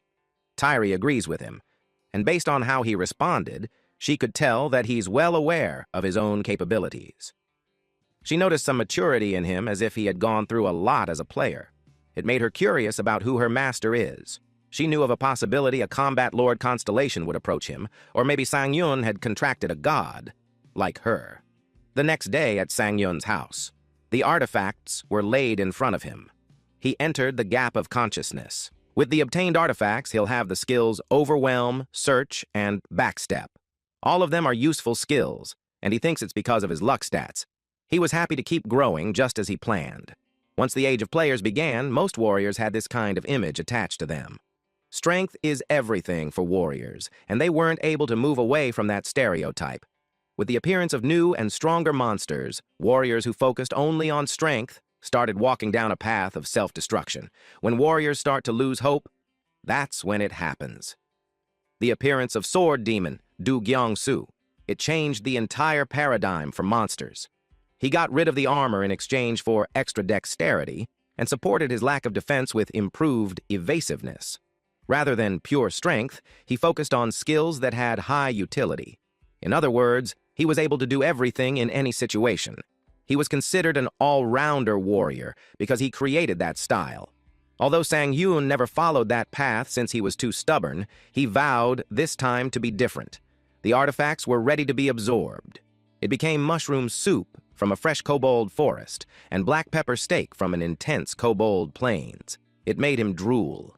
He thinks that it's something that the kobold king would have eaten. He thought it would prioritize efficiency, so he didn't expect it to know more about food. But he was puzzled when there were only 2 dishes. An ominous-looking dish then appeared. It was seasoned larva from a fresh kobold swamp. It made him take back what he said earlier. The next day, in front of Sang-hyun's house, people had gathered. The media yelled at the guards that they received permission. Sang-hyun watches them argue from his window. He was hoping to get some fresh air, but all of that made him nauseous. The bug dish was too much for him, so he decided to stay home and rest. He had no idea what to do then because he didn't have any plans. He decided to stay home and rest since he's still tired from yesterday. Suddenly, his phone rang. He answered it. It was Kim Ji-hae from the player management department. He remembered her, then he asked why she's calling. She replied that they wanted to give him a plaque for clearing the rift. First, he was called a hero, and now he's being given a plaque, and it was a bit too much for him, especially since compared to the danger that will threaten all players in the near future. He's aware that the rift that he had stopped was just the tip of the iceberg, and he knew he had a long way to go. He chose not to accept the offer. Ji-hae didn't expect that. She requested him to pick up his dungeon priority card from them instead. It was related to the Silent Ground dungeon. He asked if it was approved. Ji-hae informed him that it was. Thanks to his recent accomplishments, it wasn't too difficult getting approval from above. Silent Ground is a dungeon where all named monsters use silence against their enemies. Also, in his previous life, he had a colleague who kept looking at the picture of his younger sister. The blonde, long-haired man replied that he had a habit of looking at the picture when everything was over, because it has been 10 years since their sister left them. Taehyun inquired what was the last dungeon she went to clear. The man replied that it was the Silent Ground. Since his sister mostly relied on skills, it was over before she had a chance to do something. It would have been simple for someone who had stats like him, but not for his sister. He uttered that if only he could go back in the past. When Sang-hyun remembered that, he got fired up. He had to do something in that dungeon, so he told Ji-hae to get it ready. A fancy car drove by. Sang-hyun was behind the wheel. He loved his modern car, though he still felt it was a bit crazy to own one. Ideally, he wanted to spend money only on artifacts. But last week, at Bupyeong Station during the Rift incident, he learned his lesson. People kept staring at him. He liked attention, but not that kind. Because of that, he swore never to take public transportation again. Suddenly, his phone rang. It was Kim Ji-hae from the Player Association. He answered, and Ji-hae asked if he would be joining the Silent Ground raid since it was the first day. He said he was already on his way. Ji-hae then told him that when he arrived, another staff member would guide him. That made Sang-hyun realize how fast time had passed. While checking his results so far, he noticed how focused he'd been on training. It had already been a week since he returned from the rift. He was eager to test out his new skill. Then he noticed something unusual. There was traffic. At that hour, there shouldn't have been any. He had even planned his trip to avoid rush hour. His face soured when he realized it would take a while to clear up. He wondered if maybe another rift had appeared. Then his eyes widened. He saw a man being interviewed near a rift. As he looked closer, he realized that it was Do Gyung-soo. Dungeon number 21 appeared at the Yoido crossing. Fans on the roadside cheered loudly for Gyung-soo. The female reporter noted how popular he always was and asked how it felt to be loved by so many fans. With a calm, almost indifferent look, he simply said it was an honor. The reporter frowned at his half-hearted response. In her mind, popularity wasn't an excuse for laziness. She pressed further, asking about his raid strategy. He answered bluntly, it was always the same. Cut down monsters. That was all. His reply caught her off guard, but strangely, she found it charming. His blunt honesty had its own appeal. The cameraman reminded her to stay focused. Then they noticed Sang-hyun peeking out from his car window. Some people in the crowd wondered if Sang-hyun had come to spy on Gyung-soo. He realized too late that he had been staring without thinking and ended up drawing attention. To make it worse, his face was already known. Someone in the crowd called it a special event, like a meeting between a god and a human. They even described Sang-hyun as a challenger to the throne of Ghostblade. A man leaned over and whispered to Gyung-soo, telling him that Sang-hyun was the player who had recently cleared a rift alone. He added that rumors said Sang-hyun used a sword style similar to Gyung-soo's. Gyung-soo smirked and said he already knew who he was. The reporter then turned to Sang-hyun, asking why he had come all the way there. They asked if he was challenging Gyung-soo. He quickly denied it. Then they noticed his car and questioned why he had changed it. even asking how much it cost. Sang-hyun felt uneasy. This wasn't the kind of attention he wanted, especially not from Gyung-soo. As he thought about how to handle the situation, he noticed Gyung-soo already staring at him and smiling. That smile threw him off. Was Gyung-soo looking down on him? The reporter pressed again, asking if this was a full challenge or just a one-time thing. Sang-hyun didn't understand what the grin meant, but to him it felt like luck to witness it firsthand. Seeing Gyung-soo like that made him realize how far he still had to go. Gyung-soo told the man beside him that it was time to leave. In his mind, he reflected that he had met many ambitious players, but Sang-hyun felt different. Sang-hyun also realized Gyung-soo wasn't looking at him with admiration, but as someone he needed to surpass. Gyung-soo remembered his name and looked forward to meeting him again. At dungeon number 66, codename Silent Ground. At last, Sang-hyun arrived at the dungeon. He thought about Gyung-soo's presence, how even while standing still he showed no openings. It made him realize that the higher the target, the greater the thrill of chasing it. He felt fired up to catch up to him at full speed. Suddenly, a woman's scream caught his attention. She shouted at someone nearby, making Sang-hyun glance over in their direction. She complained that they were supposed to raid Silent Ground that day. She demanded to know why it was suddenly Sang-hyun's turn. Sang-hyun walked over and asked if something was wrong. The staff looked shocked to see him, while the angry woman thought his timing couldn't have been worse. She snapped at him, saying that just because he was a top-ranked player didn't mean he could do whatever he wanted. She scolded him, saying that even among players, there should be some basic decency. Sang-hyun felt relieved to confirm that he hadn't gotten the date wrong.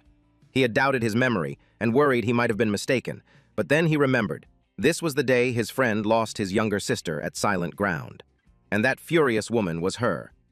Still, he never imagined she'd be so outspoken. Her personality was nothing like her quiet brother's. Sang-hyun figured it must have been tough for his friend growing up with such a sibling.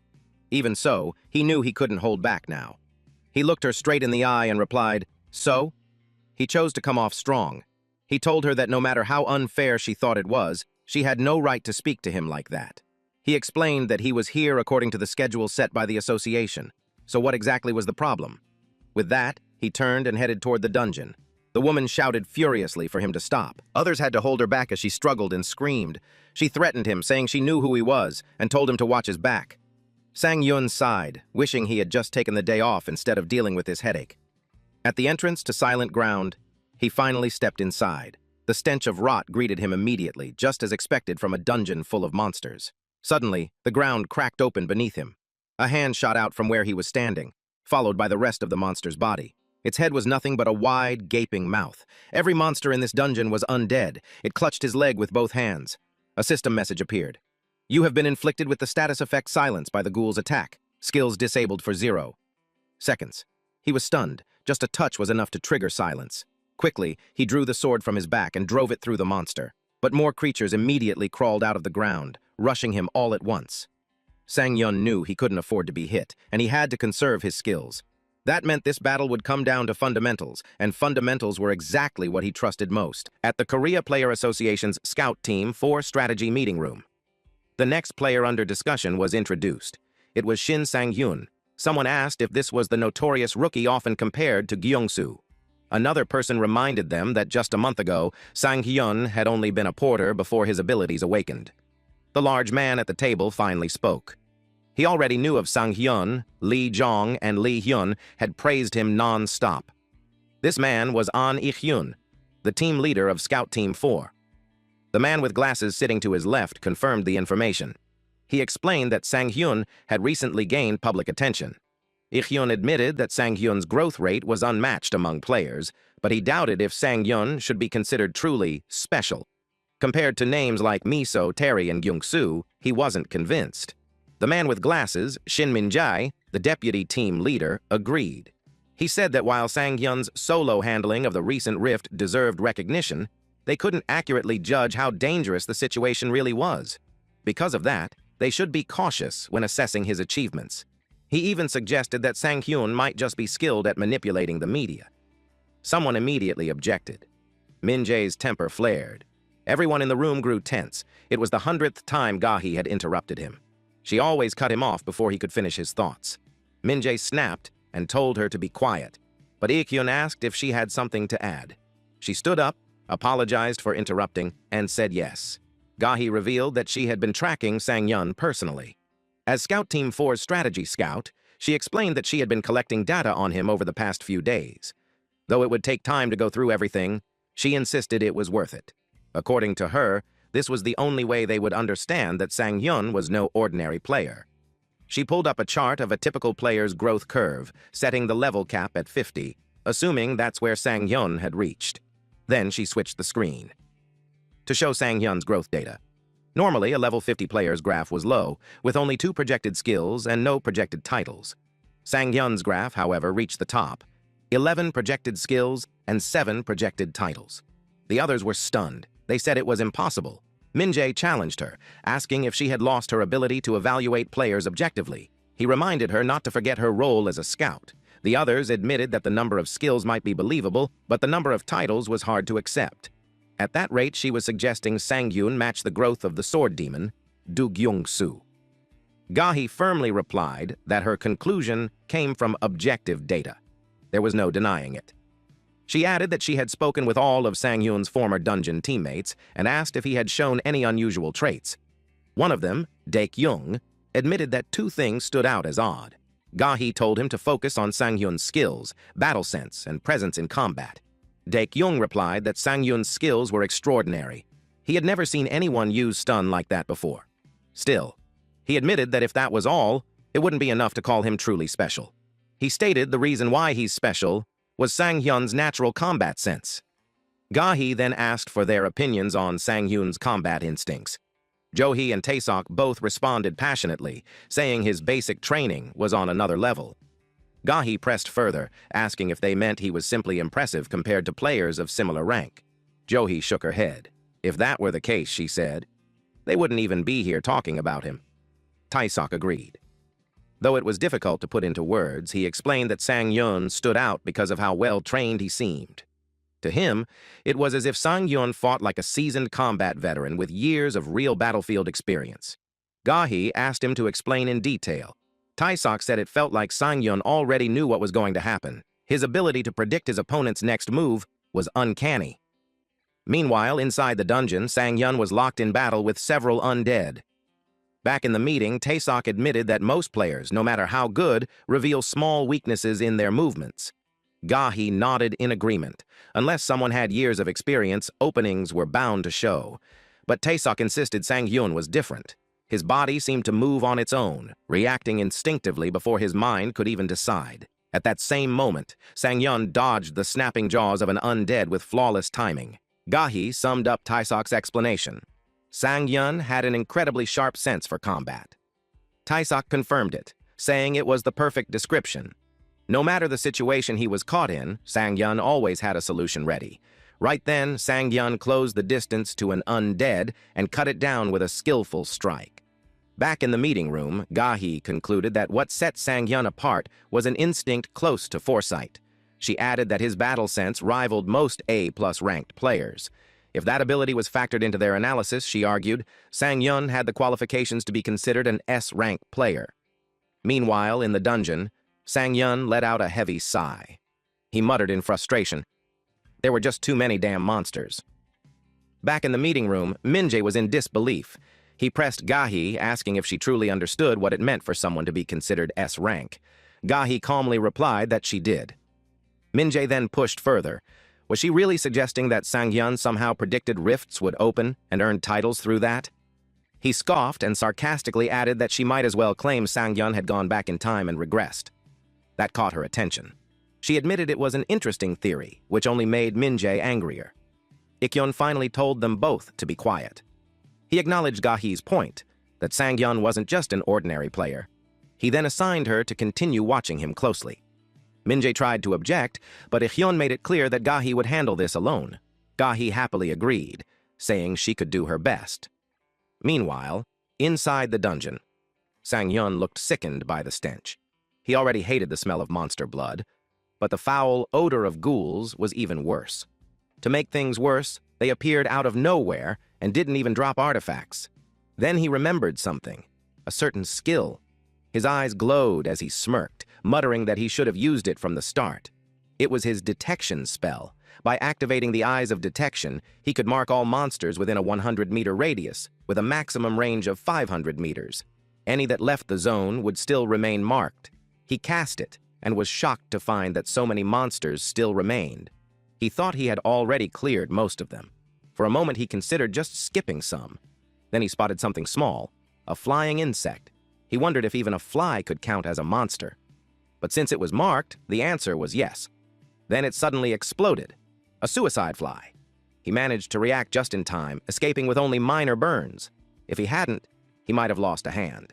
He knew then, if suicide flies were around, there had to be magician-type monsters nearby. Soon, more flies swarmed him from all directions, exploding at once under the control of several magician monsters.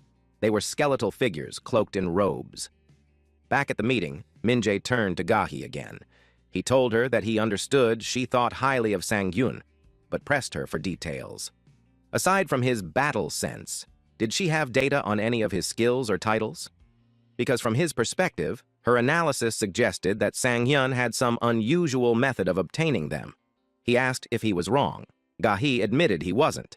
She explained that she had considered that possibility herself. It was her own theory, but if there was even a small chance that theory was correct. Inside the dungeon, Sang-hyun emerged from another blast unharmed. A glowing shield surrounded him, his defensive sword skill. By channeling his blade, he could form a barrier that blocked incoming attacks. But it came with limits. He could only move backward. 2 mana drained every second, and if the barrier was broken, he'd have to activate it again. Still, Sang-hyun grinned. It was his turn to counterattack. Meanwhile, Gahi finished her thought. She declared that Shin Sang-hyun could be a player beyond normal comprehension.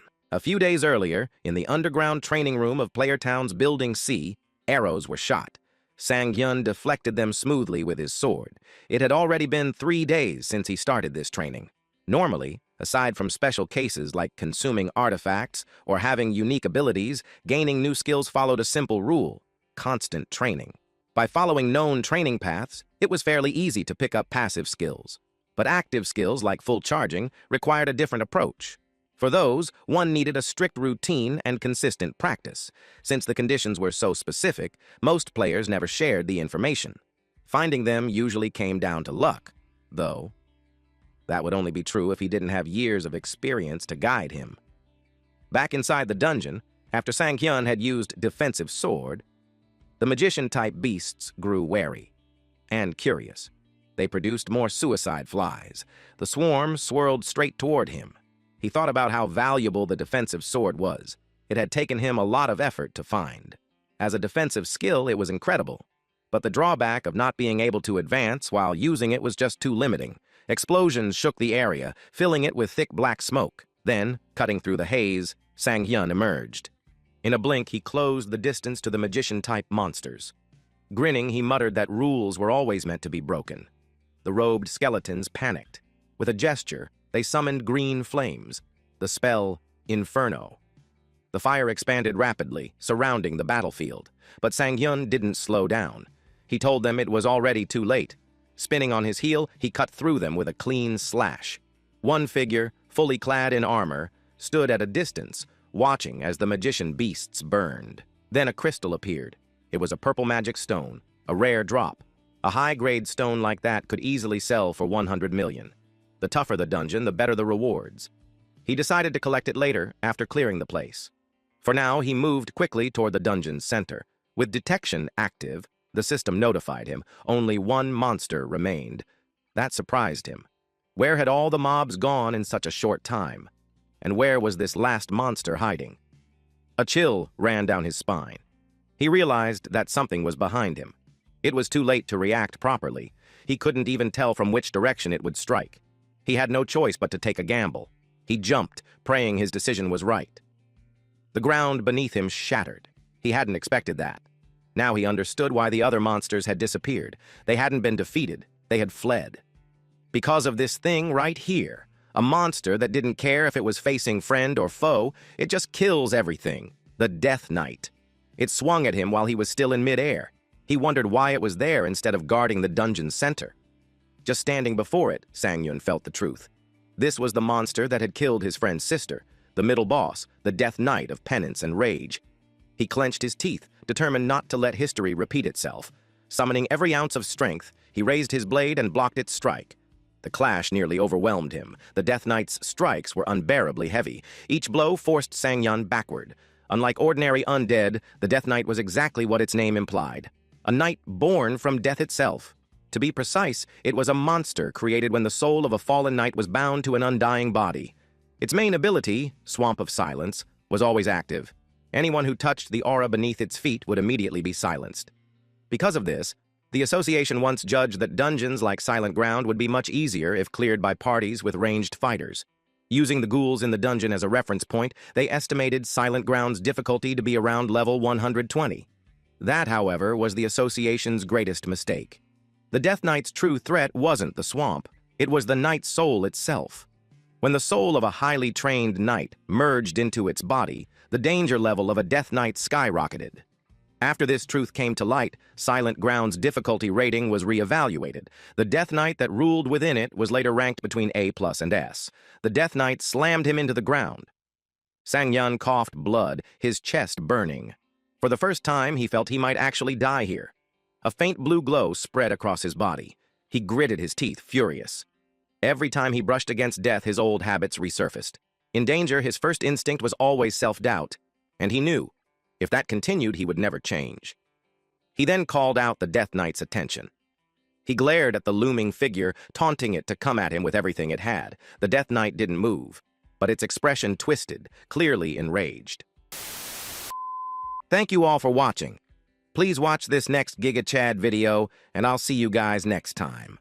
Also, support the channel by joining the Summon Club membership.